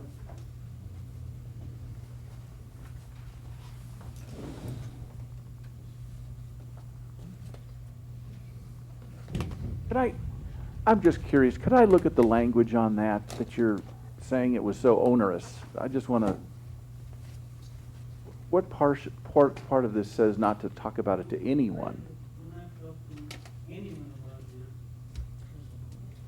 So I didn't know what to do. All right, Say something, it will go all against, right.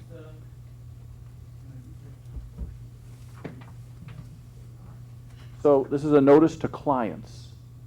And it has the Lake County logo at the top, and it says, "The public defender has been appointed to be your attorney." And then in bold capitals, it says, "Do not talk to anyone about this case or any other case unless your attorney is with you." Then it has the court date and all that information there. So that's the context of what this is saying. That's just a blanket, that's a blanket sheet from the Lake County Public Defender. That goes to every one of their clients, correct? That's not specific, case specific. Correct. Yeah, but that's what he's referring to. Yes, Trustee Kim. Public defender means he doesn't have his own lawyer, that's the one provided to him by the court? Yes. Paid for by us. Okay, if he was given a public defender to show him on the day of court or beforehand, is that something he could have asked a public defender? I'd like to apply for a liquor license in Mundelein. Yes. That he could have asked.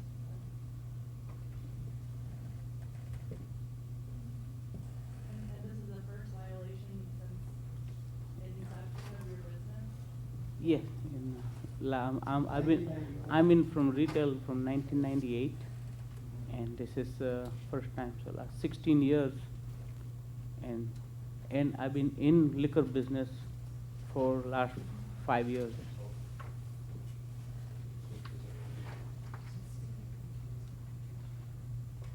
I mean, I could see and understand why he may have thought that he couldn't say it to us.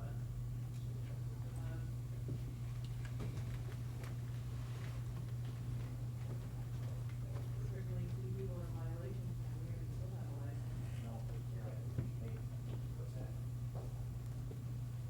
Thinking out loud at this point. Maybe it's rare. Trustee Sullivan. Well, I can make this short and sweet. I'm not in favor of granting these gentlemen a liquor license. If you want to, the very most lenient thing, you wait till the resolution of this court case, but nevertheless, there is no reason not to discuss, to disclose that there is a violation pending, none whatsoever.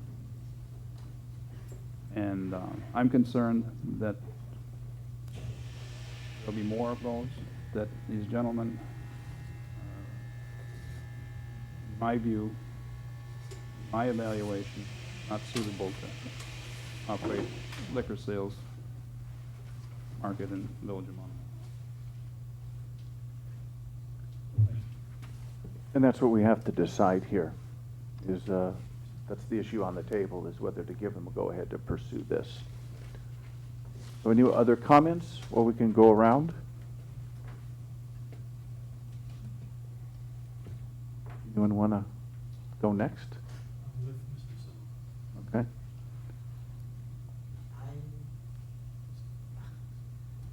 Okay. With Mr. Sullivan now. Okay. At last.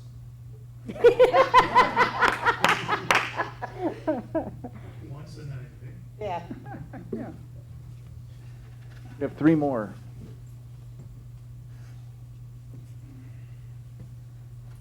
In spirit of fairness, I would like to defer until after the court date is passed, but I am concerned that we weren't informed of it, but can see how with the wording on that note that anyone is anyone, and whether it's a form letter or not, following the spirit of the words, not telling anybody,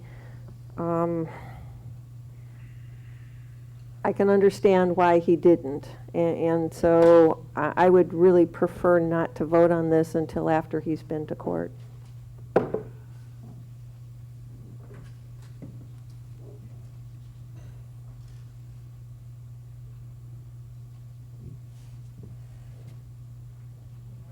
Sure. Is there any?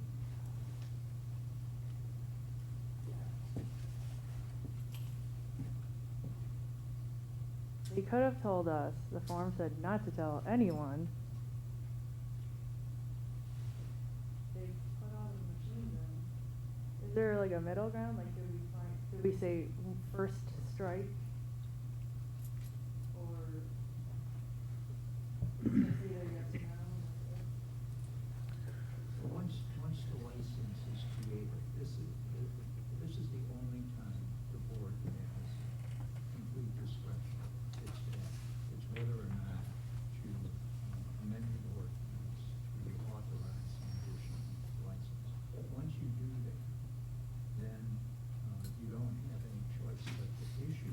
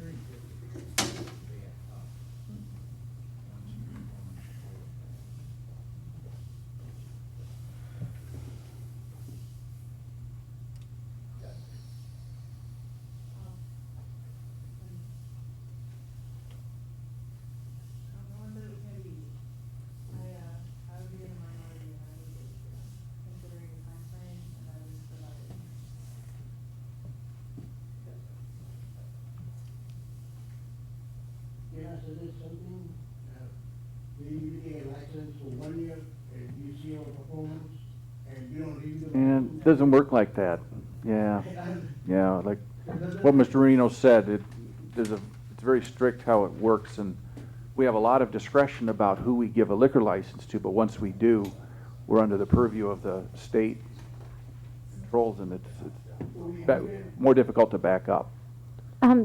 Charlie, if I could ask a question. So we're sort of going on the assumption that he's guilty, but could we postpone this till that is adjudicated?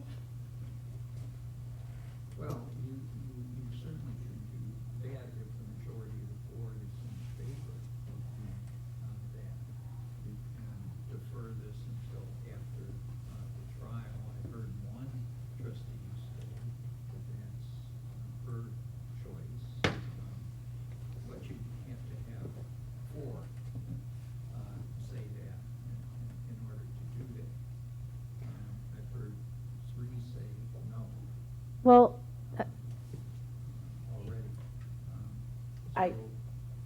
I would say if the gentlemen are not guilty, if he's found not guilty in a court of law, then I might,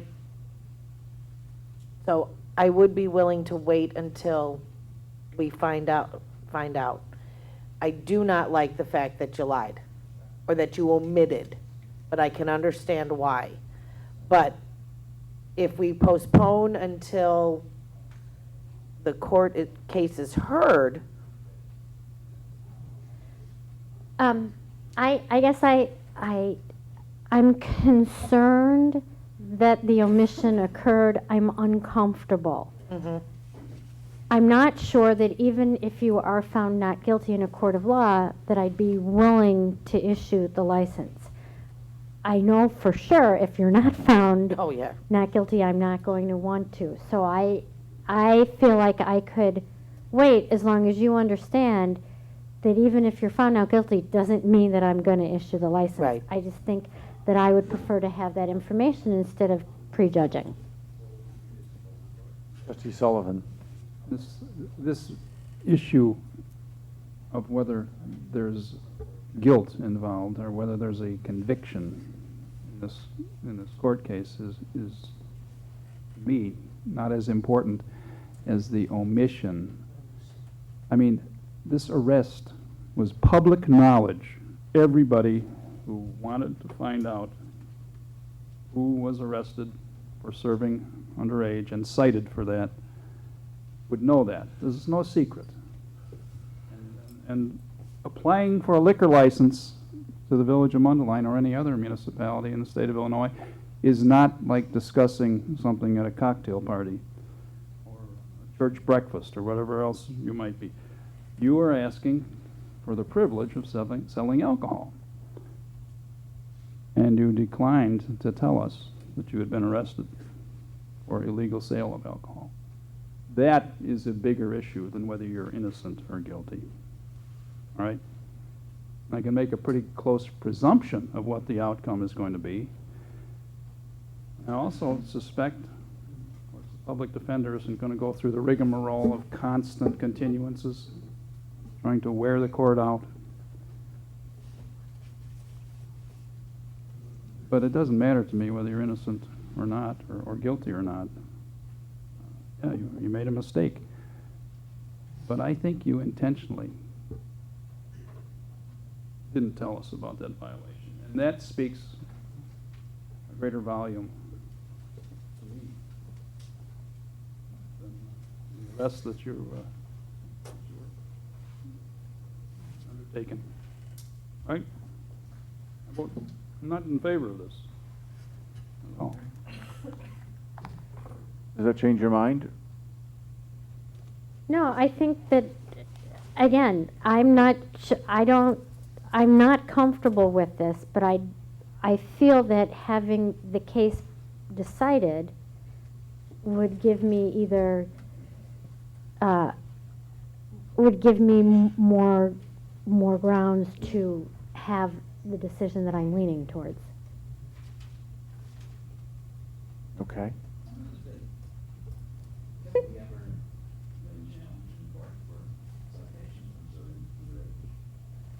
Have we? Have we? Which we?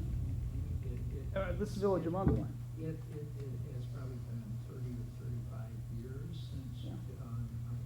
And so what's the point? Superintendent has gone to the state liquor. Yeah, okay, yeah, you appealed. But, I can only think of one instance where we've revoked a license. It would seem to me when a police officer is involved and has the evidence in hand, that it's a fairly futile exercise to go to court to try and defend oneself against the service of alcohol to a person underage. So that's another concern, is the motivation for going to court. And then coming to the Village of Mundelein in the process, applying for a liquor license. No, thank you, folks. No, thank you. Can I ask a question? Was this was a state police, and it was a state Illinois Liquor Commission check.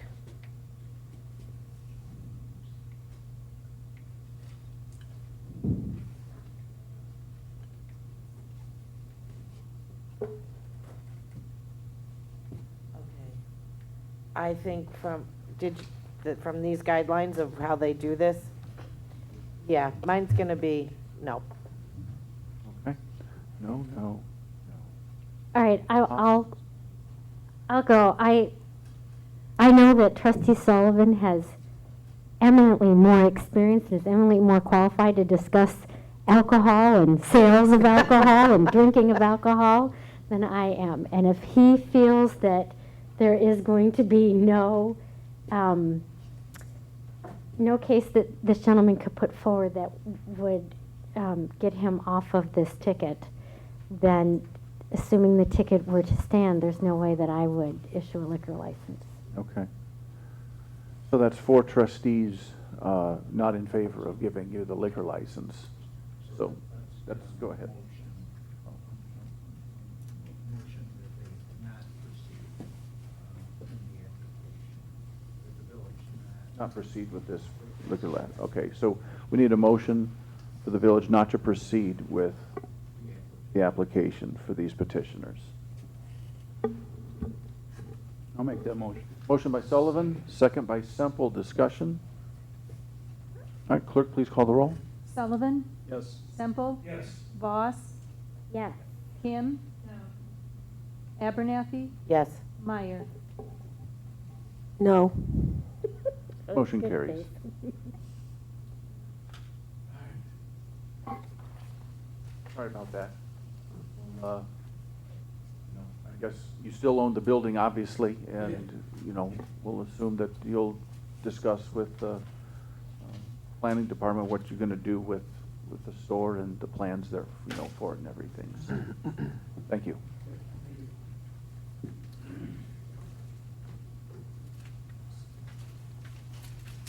Motion to reconvene the regular board meeting? We need a motion to adjourn this. Oh, Yeah. adjourn. Voss? Here. Kim? Here. Sullivan? Meyer? Here. Abernathy? Present. Semple? Here. All right, we've reconvened. Let's see. I finished the mayor's report. We are on to trustee reports. Item A, Public Works Committee. Trustee Meyer. Thank you, Mr. Mayor. I have 4 different motions tonight. The first motion that I'm making is to authorize the village administrator to enter into a 1-year contract with the GIS Consortium Service Provider, Municipal GIS Partners, Inc., in the amount of $113,892, and that would be Exhibit PW-1. Motion by Meyer. Second. Second by Abernathy. Discussion? Yes, Mr. Mayor. Oh, Trustee Sullivan. This geographic information system is one valuable to Public Works for the most part. Reading through the information, the exhibit, on this, and I guess I understand what it's about, but perhaps not all the trustees understand what the GIS system does for us and what this contractor is going to provide. Could maybe Director Boucher could give us just a brief idea of just what we're buying for $103,000. $103,000, right? Yeah. 13?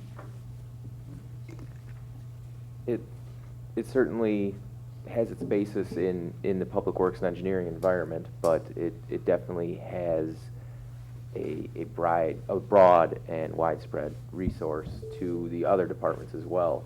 There's been a few projects that I can think of off the top of my head that have been pretty valuable to the other departments within the organization. One was a business intelligence project that linked, it was akin to like a Google Maps type of environment where the Map Office product would link vacant businesses within the village and provide a snapshot of each business within the confines of that mapping environment. So when you look at GIS, it's not just a static map. It's a set of data accumulated within the mapping environment. So it's the ability to provide you with information based off of the map related to those particular areas on the map itself. So if you're looking at an individual parcel, you can pull the county assessor information right off that parcel that you select in the Map Office product. So it's a very valuable tool for not just public works and engineering, but everyone within the organization as well as the general public. Mr. Boucher, are all of those options, pulling county assessor, are all those even available to the public? There are a handful of tools available to the public, but there's also some within the business side that are only available to us because it has sensitive information, utility mapping, things like that we don't want to have released to the general public. Okay. We've also had, if I could just elaborate, one of the things we're beginning to use it for is just economic development, because along with that, a lot of the businesses, those types of businesses that we're trying to attract, they all are driven by data, and they want to know population and all kinds of information. And so it's very easy to gather this information in this GIS system. And it's not just, the center of Mundelein. It could be targeted to a particular part of town. We can get real live data that can be used in promotional materials. So that's very helpful. We also have, to get a better idea of where this is going, we've included the 5-year project plan as part of the packet to the board. And then we have monthly reporting that comes in from the consultant that helps us understand where the time is being spent. And we obviously want to spend as much time as we can on the projects that we've identified. So there's a whole process that we go through to identify these projects that are targeted towards either improving our efficiency internally or providing some better data for the general public. And as Mr. Boucher indicated, there is some tools available. If you go to our website and go to the GIS, there's a number of things that you can do from the outside. How often is this updated? Well, it depends on the data set you're referring to. Obviously, when we're looking at a parcel and you want to pull up tax information, it's updated as often as the county website is, because it's a direct link to that data set. Okay, but say when we do the new street, the new development on. Oh, right. So how Right. how quickly is that? Pretty quickly. It is. Now, you're talking about the Quiggs Orchard? Yeah, that Orchard project? Meadows. Orchard Meadows, yes. So that's what I'm saying, when they start that. It can be updated in respect to that type of information as quickly as we would like it to be. That type of development doesn't occur that rapidly. So right now we're looking at updating the street mapping and the address database about twice a year, so once every 6 months. Do the same thing with our zoning map. We can now update that so it's more current. It was just once a year. We would update it. Great. So Okay. Anyone else? All right, clerk, please call the roll. Meyer, Yes. Abernathy. Yes. Sullivan. Yes. Semple. Yes. Boss. Yes. Kim. Yes. Motion carries.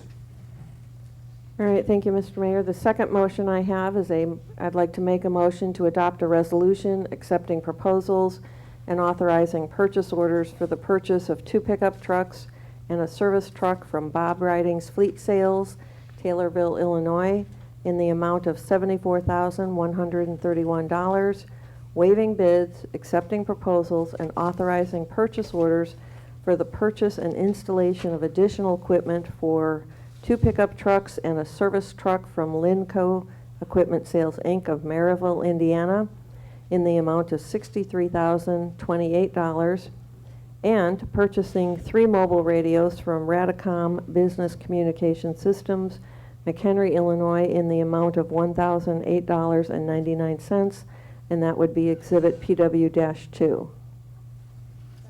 Motion by Meyer, second by Kim. Discussion? Clerk, please call the roll. Meyer. Yes. Kim. Yes. Boss. Yes. Abernathy. Yes. Sullivan. Yes. Semple. Yes. Motion carries. Right, and the third motion I'd like to make tonight is a motion to adopt a resolution accepting proposals and approving purchase orders for the purchase of a 3-ton dump truck from Rush Truck Centers of Springfield, Illinois, in the amount of $72,001, waiving bids, accepting proposals, and authorizing purchase orders for the purchase and installation of additional equipment for the 3-ton dump trucks from Linco Equipment Sales, Inc. of Maryville, Indiana, in the amount of $103,582, and purchasing a mobile radio from Radicom Business Communication Systems for $336.33, Exhibit PW-3. Second. Motion by Meyer, second by Kim. Discussion? Yes, one. Trustee Kim. Thank you, Mr. Mayor. Mr. Roche, the bids were waived. Is it because, I remember in the past you said you used a system? Well, in this situation, we're saying we're waiving bids, but we're actually complying with village codes as it relates to joint purchase program. So this is part of a joint purchase program that we are in that provides us with the ability to procure this specific type of equipment. Okay, thank you. I recall you saying something similar to that in the past, but I just wanted to clarify for the TV audience in case they ask why we don't send it out to bid. Thank you, Mr. Mayor. Okay. Anyone else? Clerk, please call the roll. Meyer. Yes. Kim. Yes. Abernathy. Yes. Semple. Yes. Sullivan. Yes. Boss. Yes. Motion carries. And the fourth and final motion that I have for tonight is a motion to adopt a resolution accepting proposal from Standard Equipment Company, or Standard Equipment, Inc. of Chicago, Illinois, and approving the purchase order for a sewer televising truck in the amount of $372,960, and that would be Exhibit PW-4. Motion by Meyer, second by Kim. Discussion? Clerk, please call the roll. Meyer. Yes. Kim. Yes. Abernathy. Yes. Semple. Yes. Boss. Yes. Sullivan. Yes. Motion carries. All right, and that would be all that I have for tonight. Thank you. Thank you very much, Trustee Meyer. Next, Finance Committee, Trustee Sullivan. Thank you, Mr. Mayor. This evening we have a number of motions. The right page, yes, sir. We have a motion to approve the payment of bills, indicated on the disbursement pending report for AT&T, the total is $3,415.65. I'll make the motion to approve the payment. Second. Motion by Sullivan, second by Abernathy. Discussion? Clerk, please call the roll. Sullivan. Yes. Abernathy. Yes. Meyer. Abstain. Kim. Yes. Boss. Yes. Semple. Yes. Second motion is one to approve purchase order of $66,000 payable to AT&T for fiscal year ending 2015 phone charges. I will make that motion also. Motion by Sullivan,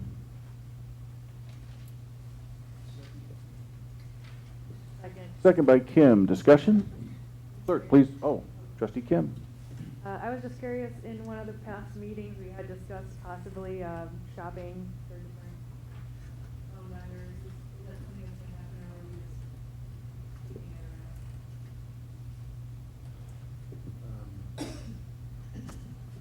That's a simple question with a very complex answer. Why I didn't ask. First of all, the 66,000 is an annual purchase order. It's not being written to AT&T tomorrow, but it's for the entire year. You know, I'm not sure how to answer it other than we have two systems that we use right now. A new system that we just installed in the police department called the ShoreTel system. We wanted to move to a ShoreTel system because the maintenance fees on those are cheaper. And so the payback on that is a relatively short period of time. But we had just invested in a new phone system in the fire department, and we didn't want to, you know, that equipment hasn't been depreciated at this point, so I didn't think it was very wise to just replace the entire phone system in all of the departments of the village. It was north of $100,000, $130,000-$140,000 to replace that. But we are going to be moving away from, and I forget, who do we have currently, Mr. Flynn? Cisco system. And it's a very expensive system, and we want to move away from that. And that's going to take some time to do that. As far as service goes, we've migrated some of the telephone services over to Comcast because it's less expensive than AT&T. There are still lines at the police department that will probably be there forever that are AT&T because of the 911 system. And so we've scrubbed this. I know a number of years ago, I think there was a memo that Mr. Flynn sent out to Mr. Sullivan maybe a couple weeks ago, very detailed accounting of what we pay for certain phone systems. We do small things like we're just eliminating fax lines because we can get them on our computer now for $12 a month instead of paying $30-some a month or whatever. Oh, $5. Oh, $5 instead of $40. So, I mean, we're tweaking it down there. It's just, it's very, very complicated system. But I'd be happy to share that memo. I think that'd be good because there are two new trustees that probably haven't seen that, and it'd be helpful to take a look at it. So we'll send that out to everybody again because I think the memo is probably 2 or 3 years old, I believe. Oh, I was thinking of the previous one that we had sent. We can send that out right away. That'll give you an idea of what we're looking at. Okay. All right. Clerk, please call the roll. Sullivan, Yes. Kim, Yes. Semple, Yes. Voss, Yes. Meyer, Abstain. Abernathy. Yes. Motion carries. Okay, on our omnibus list of motions, we have one to pay bills totaling $1,651,167. Some of the major features of that list would be a bill to be paid to Anderson Office Interiors for Village Hall furniture, $116,834. Joint Action Water Agency for Lake Michigan Water, $178,455. And Weston Solutions for payment. Are we getting to the end of paying Weston Solutions? This amount for the Village Hall construction is $645,722. And that completes my report. Okay, thank you. Next up, Public Safety Committee, Trustee Semple. Nothing for the committee itself, but Chief Gunther, do you want to talk about Amazing Mundelein or any other events that you may have going? I do. Amazing Mundelein is this Saturday at the police department. Goes from 8 till 1 approximately. And then on Sunday, the Mundelein High School graduation will be held. And that's actually in Hoffman Estates at the Sears Center. And Park on Park starts on the 14th. That's it. Maybe. Yeah. Thanks, Chief. Chief Sashko, anything for fire? Well, how fitting that the thunder just went off upstairs. We're getting hammered while we're sitting down here quietly. So on that note, you know, we're finally making it into spring and getting rid of winter. So just a reminder to our residents about preparation for severe weather. We've had quite a bit upstairs, flooding in town and basements flooding already. So we've been monitoring it closely as we've been going along, and Deputy Chief Leidig has been keeping me informed of call activity. So, so just, you know, and one of the things we always encourage people is to get, you know, they're pretty inexpensive, but you know, a weather warning device at home, some type of a radio. They're about a $25 item that you can get locally between Radio Shack and a few other places, and it's a very handy tool. And because outdoor warning sirens are just that. It's for outdoor warning purposes when people are outside and they don't have access to those things. And of course, we have apps and everything else on their phones these days, so we encourage people to use those. And then just one other side note is we had, you know, a sad departure from the department of one of our members from many years ago, but Dick Rollins passed away last week, week before, April 30th, and so we had a good send-off for him traditionally, as we do in the fire service, and that explains the purple bunting on the front of the station and why we're wearing our mourning badges for 30 days. So that group with Trustee Semple's father and, you know, a few of the others are still around as, you know, really the forefathers of the formal organization. So it's Dick was a World War II vet, so that's, you know, we know how we're losing World War II vets very quickly these days. So, so just wanted to make sure the board was aware of that. Thank you, Mr. Mayor. That's all for public safety. Okay, Community and Economic Development Committee, Trustee Voss. Thank you, Mr. Mayor. Tonight I have one agenda item. I'd like to make a motion to adopt a resolution approving the Village of Mundelein Property Enhancement Grant regarding the property at 551 North Lake Street. Mundelein is seen as Exhibit CEDC 1. Motion by Voss. Second. Second by Abernathy. Abernathy. Discussion. Well, if I could, this is our first award of our brand new grant, and we're awarding it to the owner of Luke's, and he is present. If you want to maybe come on up, Mike. And this is, he has moved and taken over what was a vacant old Kentucky Fried Chicken and really changed the appearance and done an amazing job with the patio and the whole building, and it looks wonderful. Do you want to tell us? Well, it's been a long, hard climb. I purchased the property in June of last year, and we're planning on opening in about 3 or 4 weeks. The progress started slowly at the beginning. As soon as February or March came around, we kicked it into high gear, and there's been people there every single day working.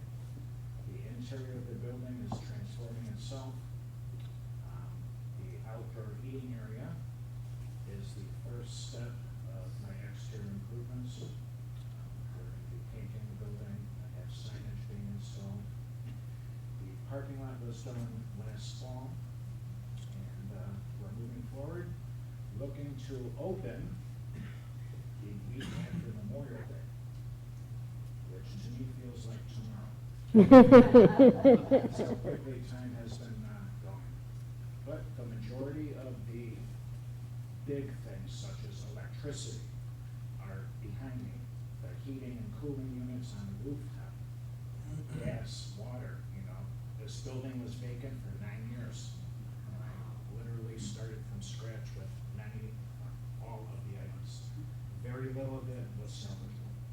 So, we're gonna make it. That's what I keep telling myself. So, thank you. We appreciate that you are a Mundelein success story, that you started your business, that you've grown your business, that you've taken over and cleaned up a vacant, ugly property in Mundelein. And I am going out of my way on a daily basis to drive by to see the progress that you guys are making, and it's amazing, and it just changes the appearance of that whole block. And we absolutely appreciate your efforts here. I appreciate the effort of the economic side. Thank you. Thank you. You want to call it? I'm good. Any other comments? Okay. Clerk, please call the roll. Voss. Yes. Abernathy. Yes. Sullivan? Yes. Semple? Yes. Kim? Yes. Meyer? Yes. Motion Okay. carries. Thank you. Okay, so my notes were supposed to be Park on Park this Wednesday, but we've already discussed it. We've already discussed Amazing Mundelein. So, new businesses. In Mundelein, Party Gifts and More at 445 North Lake Street is a business that supplies party favors, plates, cups, gifts, and gift bags. Excellent siding and windows at 1242 Allenson Road is, no, not shockingly, a siding and windows business.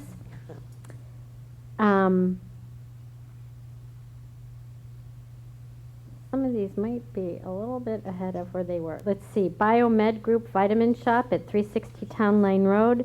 The business will be selling vitamins, minerals, and supplements and natural health care products. And we also have Exclusive Design Cabinetry at 1238 Allenson Road, which will be a showroom for displaying products to clients as well as office space. And that's all for me tonight, Mr. Mayor. Okay, thank you. Next up, Communication and Marketing, Trustee Kim. Mayor, tonight we have two motions. First one is a motion to pass an ordinance establishing the Village of Mundelein Utility Box Art Review Committee, Exhibit C and M-1. Motion by Kim. Second. Second by Voss. Discussion?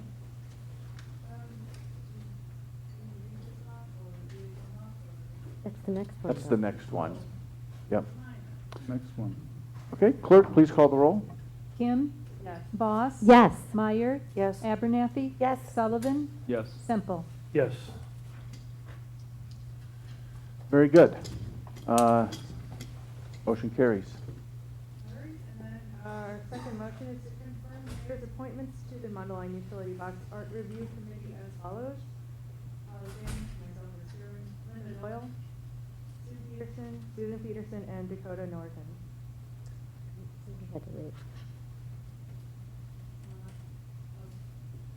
She was Are they here? She had a- Oh, okay. Linda Doyle, raise your hand. There she is. Okay. Owner of Crave Art. Very good. Susan Peterson. She had to leave. She was here. Okay. And then Dakota Norton. There he is. All right. So we had a motion. We need a second. Second. Second by Abernathy. Discussion. We're going to have a rookie be chairman of this committee? She's, Oh, you can't enjoy what I say. You really. Okay. Okay, clerk, please call the roll. Kim? Yes. Abernathy? Yes. Meyer? Yes. Semple? Sullivan? Yes. Boss? yes. Motion carries.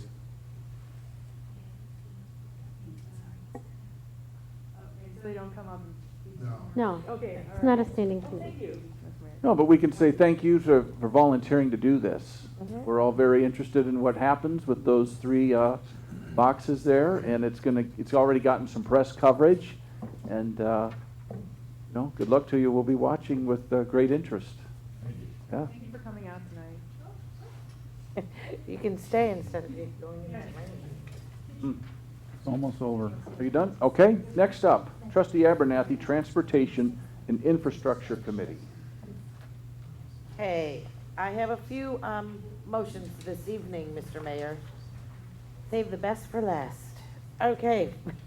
First, we have a motion to adopt a resolution approving a non-exclusive easement agreement for utility facilities between the Village of Mundelein and 1200 Town Line Road Associates LP, and authorize the mayor and clerk to sign the agreement, as seen in Exhibit TNI-1. Okay, motion by Abernathy. Second? Second by Voss. Discussion? Clerk, please call the roll. Abernathy? Yes. Boss? Yes. Kim? Yes. Semple? Yes. Meyer? Yes. Sullivan? Yes. Motion carries. Okay, then we have a few motions on the supplemental repairs to various village streets, including the Public Works Facility entrance. We have a motion to adopt the resolution waiving the formal competitive bidding process and accepting the proposal from Chicagoland Paving Contractors, Inc. for repairs to various village streets, including the entrance to the Public Works facility at 440 East Crystal Street. Motion by Abernathy. Second by Kim. Discussion? Yes, Mr. Mayor. Yes, please. trustee Sullivan. Section B of this motion, where are the additional village streets? Is there a list on the exhibit? Let's see it.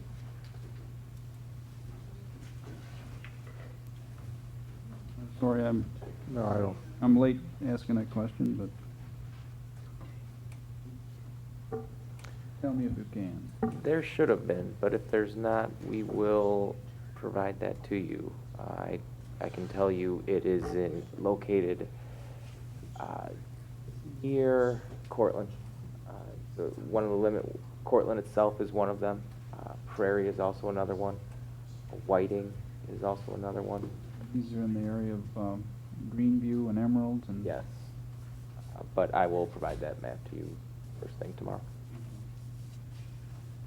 The second question, is it Crystal that leads into the Public Works? And that was resurfaced? A portion of it, yes. And now what we're doing, this $250,000 amount for the entrance to the Public Works facility, how many feet of that road does that involve? We are looking to get as much as possible for that amount. Oh, okay. So we're working the other way on that one. Okay. Right now, we feel that based on the unit prices that we have, because we're still negotiating to get those down from the contractor, we're not unhappy with that price, but we think we can do better. So right now, we feel that we can get everything done from the area that was recently resurfaced several years ago, all the way up into and through the entrance, up into the building line. That's the That hope road right now. Takes a beating, and how long will it be before it needs it again, you know? We're hoping to get about 4 years out of this improvement, because we aren't looking at a full depth reconstruction. We're looking at pulverizing and paving over the existing pavement surface to get basically what would be an enhanced base. So for it's this. not okay, so it's a reconstruction? No. Grind and overlay?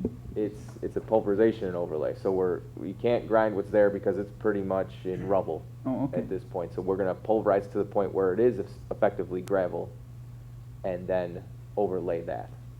So it is an overlay project. Okay, thank you. Anyone else? Clerk, please call the roll. Abernathy? Yes. Kim? Meyer? Yes. Voss? Sullivan? Yes. Semple? Yes. Motion carries. Okay, so I'm on B now, right? Yep. Okay. Motion to approve the department purchase order and payment to Chicagoland Paving Contractors, Inc. in an amount not to exceed $250,000 for repairs to additional village streets. Motion by Abernathy, second by Kim. Discussion? Clerk, please call the roll. Abernathy? Yes. Kim? Semple? Yes. Voss? Meyer? Yes. Sullivan? Yes. Motion carries. Okay, letter C, motion to approve the department purchase order and payment to Chicagoland Paving Contractors, Inc. in an amount not to exceed $250,000 for repairs to the entrance to the Public Works facility at 440 East Crystal Street. Motion by Abernathy, second by Kim. Discussion? Clerk, please call the roll. Abernathy? Yes. Kim? Sullivan? Yes. Semple? Yes. Voss? Meyer? Yes. Motion carries. Okay, now the 2013 CDBG sanitary sewer improvements, the construction contract award, as you can see in Exhibit T&I-3. Letter A, we have a motion to accept all submitted bids. Second. Motion by Abernathy, second by Meyer. Discussion? Clerk, please call the roll. Abernathy? Yes. Meyer? Yes. Voss? Sullivan? Semple? Yes. Kim? Carries.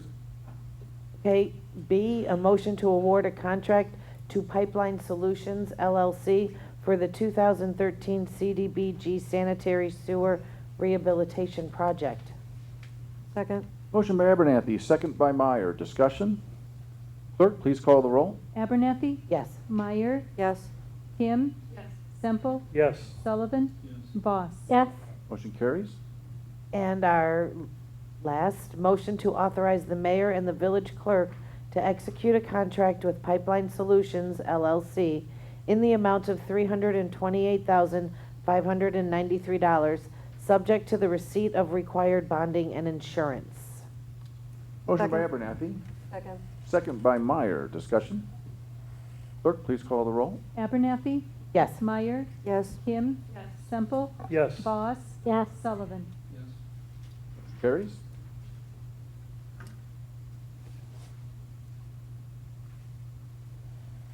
Other reports, oh, that's me? No. No. No, are you done? Oh, I'm sorry. I was done in my head. You're on a roll. I know. I was just going, okay, I'm done. Mr. Boucher, do you have anything else to add? No. Okay, it's spring, we're started, streets are getting done, we're moving. Yep. So, Okay, this brings us to other reports. I'll read this motion and then, I guess, turn it over to Mr. Lebedo to expound on it if we need to. This is a motion. I need a motion to adopt a resolution approving and authorizing the execution of the Fourth Amendment to agreement granting Holly Partners LLC the exclusive right to lease property at 165 North Archer Avenue, Mundelein, Illinois, and approving sublease between Holly Partners LLC and Kovitz, Schifrin, Nesbitt, covering 14,000 square feet of office space at 165 North Archer Avenue, Mundelein, Illinois. So moved. Motion by Voss. Second. Second by Semple. Before we go to, any discussion? Anyone want to throw out questions? What do we got going what there? is this going, yeah, we don't There you have go. this. What's going on? Yeah, we don't have this. It said, will be provided later. Oh, you don't What have now? it? No, I don't have it. It says OTI, yeah, we got a thing, it says not available at time of distribution, will be distributed under separate cover. Is it on your computer?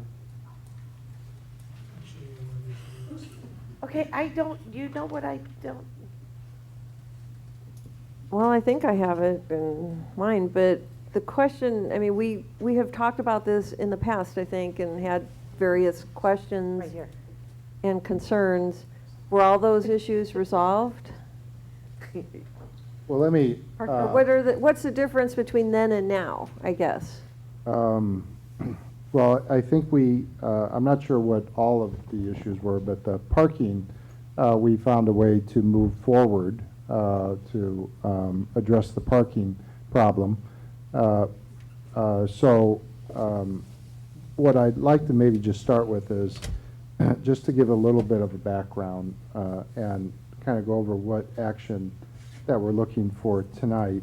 And this is a Fourth Amendment to an existing agreement that we had entered into with Holly Partners in, I think it was, when was it?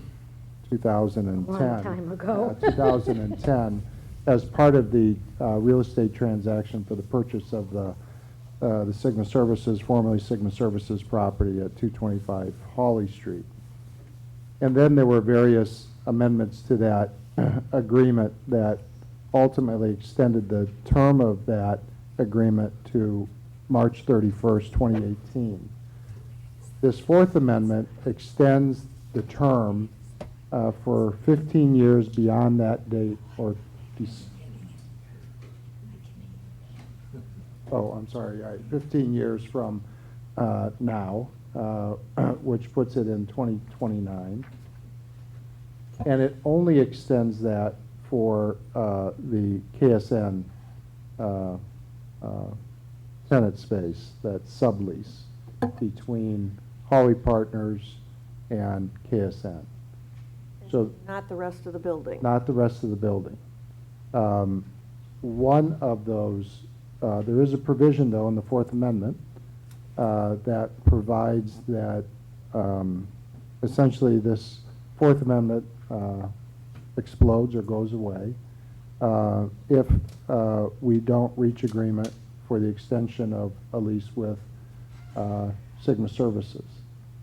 And so we expect to bring back, and since the time we last spoke to the board until, gosh, I think Friday, we were working on resolving some last minute things with essentially a term sheet that we're working on with the extension of this with Holly Partners.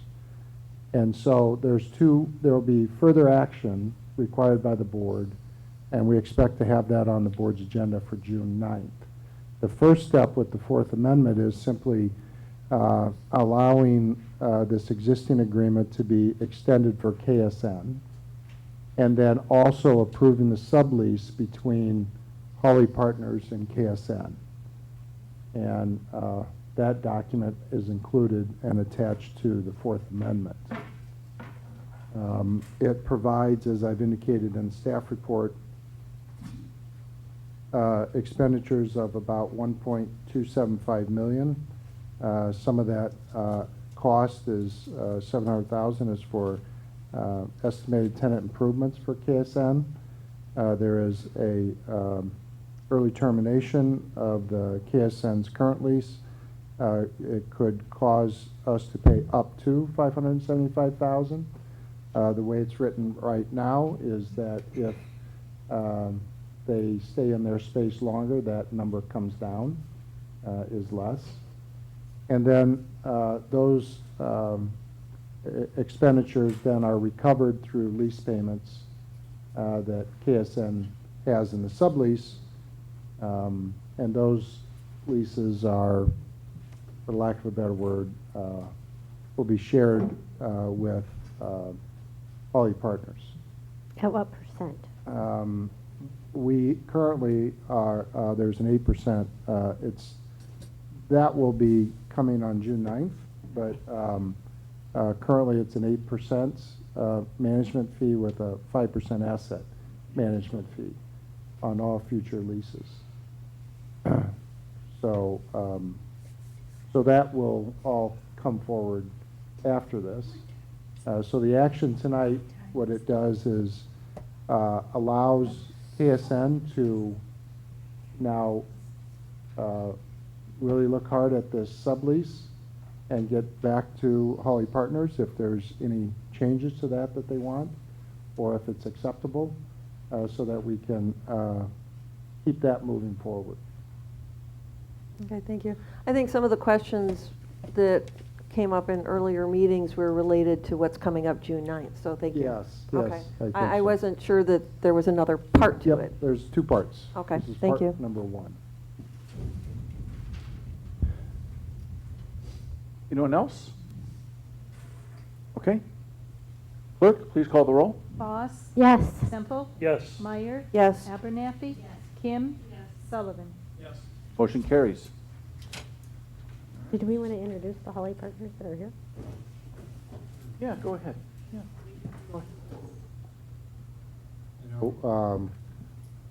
Dave Knopp is in the back on the left, and Rick DeLille.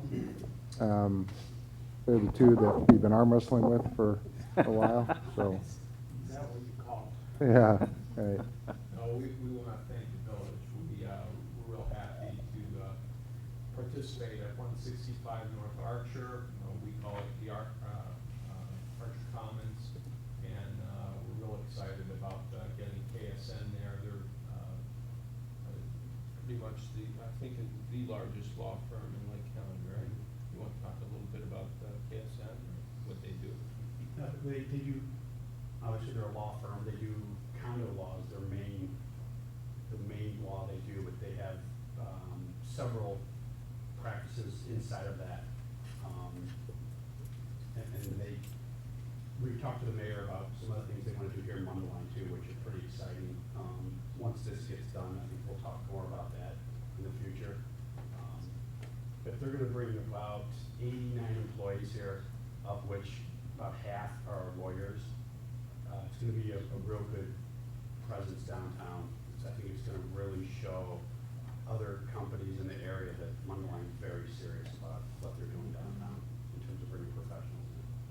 Talk certainly very exciting for us because the space that they're taking is literally an old factory and with no real floors or ceilings. And lucky for us, the tenant has some vision and they see it, and the city's done a great job at helping us present a vision for them of being in this converted old factory into modern office space in a new downtown. So thank you very much. Thank you. It's an exciting project. It really is. And the improvements on that side of the building, I think the front of it, when you drive in, it's gonna look obviously much different. It'll be night and day. Yep. Yep, it'll be a great first impression driving down Division there. Yep, excited about that. Okay. That takes us to the omnibus vote items. We have exhibits A through J. Does any trustee wish to pull off any of the items in the omnibus? Items A and E, please. A and E. Voss. Okay, anyone else? Okay, so I need a motion to pass the other ones, B, C, D, and then items F through J. So moved. Motion by Kim, Second. second by Voss. Discussion? Clerk, please call the roll. Kim? Yes. Voss? Yes. Semple? Yes. Meyer? Yes. Sullivan? Abernathy? Motion carries. Item A, Trustee Voss. Thank you, Mr. Mayor. I just need to check some wording. So this is an ordinance amending Chapter 5.08 of the Mundelein Municipal Code, having to do with gaming or whatever. Okay, but so the question that I have is really to do with that we're not allowing no gambling, raffle, lottery, or chance gift distribution of money or articles of value shall be permitted on any premises wherein a business, occupation, activity, or establishment is licensed under this chapter. But here's my question. So businesses regularly offer, I can think of a local jewelry store or even the local grocery stores that you can go and they'll give you game pieces and you can win something. Or local stores say, you know, with so many purchases your name is entered into a raffle. So is that in conflict of this? I don't think so. You're talking about, I think, Jewel T currently has a monopoly. Mm-hmm. They pass out, but they don't charge for those. That just, it's something that comes along with your purchase. This is the address is raffles where you're paying $5 for a ticket in a raffle, for example. And what this does is it exempts charities who are perhaps having a fundraising event at a restaurant that is licensed. And it permits them to have that raffle and sell chances, which they have been doing for a long, long time. But it's never been recognized until recently it came to the village staff's attention that really the ordinance needed to be amended to accommodate that. And that's what this addresses. So it doesn't say anywhere in here that the tickets have to be sold, but is that assumed or it's written somewhere else? In order for it to be a legal raffle, that the tickets have to be sold, not just given away. And it doesn't have to be specified in here? Okay, well then I'll make a motion to pass an ordinance amending Chapter 5.08 of the Mundelein Municipal Code. Second. Motion by Voss, second by Kim. Discussion? Clerk, please call the roll. Voss? Yes. Kim? Yes. Sullivan? Yes. Semple? Abernathy, Yes. Meyer. Yes. Motion carries. Thank you, Mr. Mayor. Item E.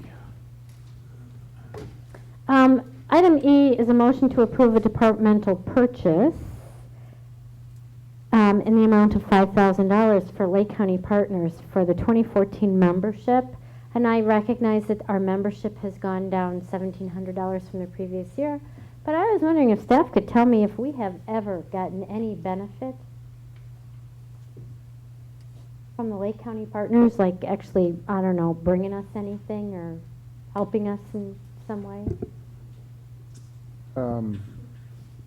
Well, it's, I don't know how to answer that other than to say that, I mean, there might not be a direct benefit, and we haven't used them,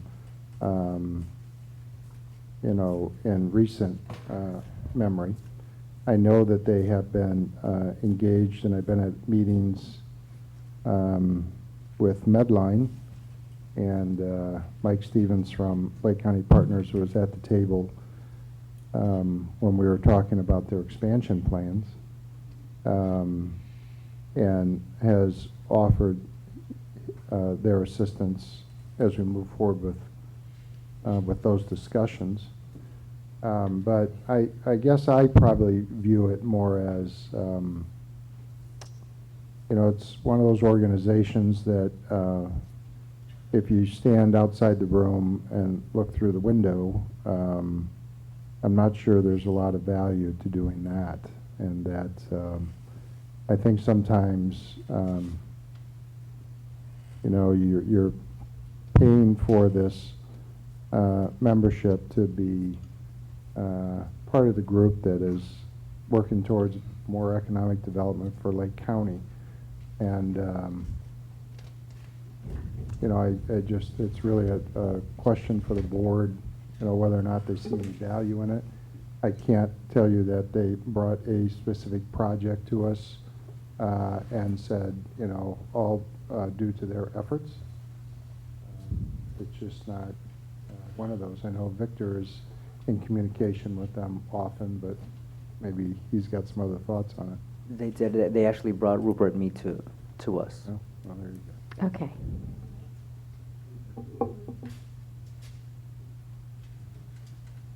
Trustee Sullivan. A couple of thoughts. Lake County Partners, I don't think is doing a whole lot for Mundelein. On the other hand, I think that on a regional basis, it's helpful to support the work that they're involved in regard to economic development. But of course, to fail to provide them this small amount of support would perhaps do us a disservice in that perhaps what we do, what little we get from them now would disappear, and perhaps we would even be in their negative sites in regard to helping us out. But another, you know, we have an organization in the village, the Economic Development Commission, and I've observed them pretty closely over the years, and I think they have never been more effective than they are now. And they could really get their ducks in a row, and I think they're in the process of doing that. They could do us a lot of good. I don't know as it means they need more money to get their ducks in a row, but they're doing some things now that are costing a little bit. And, if it came down to supporting Lake County Partners or providing more support to the Economic Development Commission, I would be in favor of the latter, because the CDC is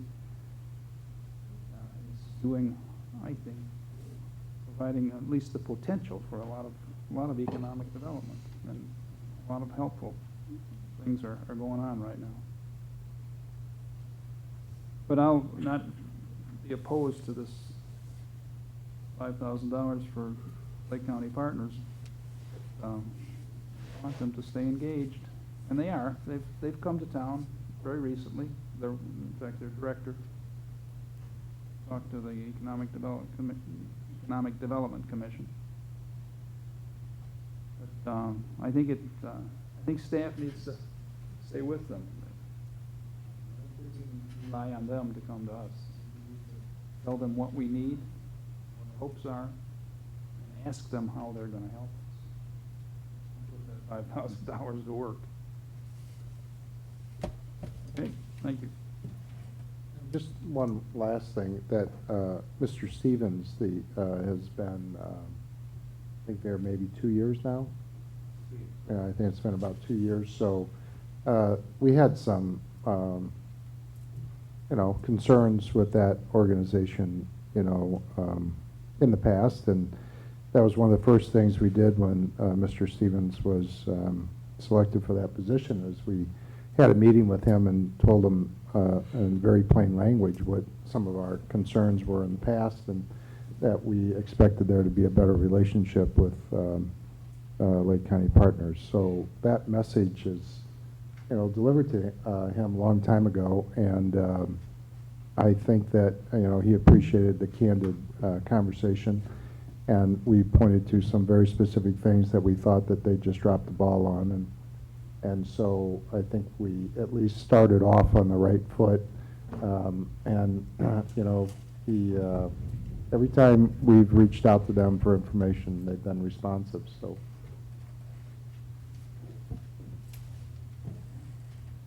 Yeah, he did a great presentation at the EDC on the incubator thing. It was a very detailed, good presentation he made at that meeting. Anyone else? Yes, Trustee Kim. I would just like to ask really quick, kind of what's the differences between Lake County Partners, the GLMB Chamber, and then the EDC, in terms of what it is they do for us? Is it very similar, or is it all?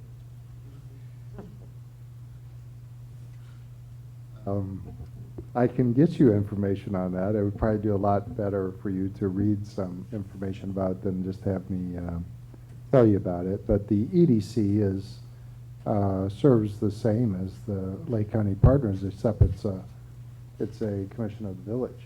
The Economic Development Commission is. They're appointed by the mayor and the board members there. I agree with Mr. Sullivan that I think they're doing a heck of a job. They're certainly putting in their time, and I think when they put in their time like that, you're going to get dividends from that. And so they are interested in economic development, but focused on Mundelein. Lake County Partners has a bigger umbrella, and their interest is economic development for Lake County, not necessarily Mundelein. They want, they want the businesses to come to Lake County. And wherever that site is, and wherever the better situation is for them. But they essentially play the same roles. The chamber is more of a business-to-business kind of a organization, is the best way to describe that. Businesses supporting businesses. And through that, they can grow their business, is the idea. So they're not so targeted on economic development per se of the county or of the village. It's just kind of an association, I think, of businesses this way. Okay. Yes, Trustee Abernathy. Is the Economic Development Commission not getting any funding because of giving this $5,000 to Lake County Partners? No. They get some funding. No, they have funding. And I'm sure if there's a project that, they're working on, they need money, we would find it or come to the board and ask for it. Okay, that's great. Okay, so then I guess I'm making a motion to approve a departmental purchase order and payment in the amount of $5,000 to Lake County Partners for the 2014 membership. Motion by Voss. Second. Second by Abernathy. Discussion? Clerk, please call the roll. Voss. Yes. Abernathy. Yes. Kim. Semple. Yes. Meyer. Yes. Sullivan. Yes. Motion carries. All right, that takes us to village staff reports. Village Administrator, Mr. Lebedo. I have no report other than we are, I probably jinxed it, but we're on track for moving into the new village hall on June 2nd. So I look over to Pete, make sure that's true. It was this afternoon, so I'm going with that. But looks like, you know, furniture's kind of on its way, and everything's kind of inching forward to that date. So we got a lot to do. Things are going to get a little hectic at the village hall. Everybody's starting to panic a little bit because now they got to start boxing stuff up. So we're trying to coordinate all that. We got all the departments involved. We had the fire department involved in furniture selection. We had public works involved in logistics of the move, and so it's going to be a little hectic between now and June 2nd. And then we expect to have the first board meeting there in the second meeting in June. One more meeting here, June 9th. Wow. So, so anyway, so that's all I have tonight, Mr. Mayor. Okay. Village Attorney, Mr. Marino. I have no report, there's still no need for executive session. Okay. Village Clerk? No report, except that 1 year ago tonight was the first night that some of us sat up here, and I guess Oh. we've all survived. What does that mean now, Trustee Semple? Honeymoon is over. over. Not allowed anymore. You mean I can't say I don't understand? It's confusing. Well, you can say it, but we don't have to remain quiet. No rookies. All right, no executive session, no other business. Need a motion to adjourn? So moved. Motion by Abernathy, Second. second by Voss. All in favor? Aye. Aye. All opposed? Thank you. We are.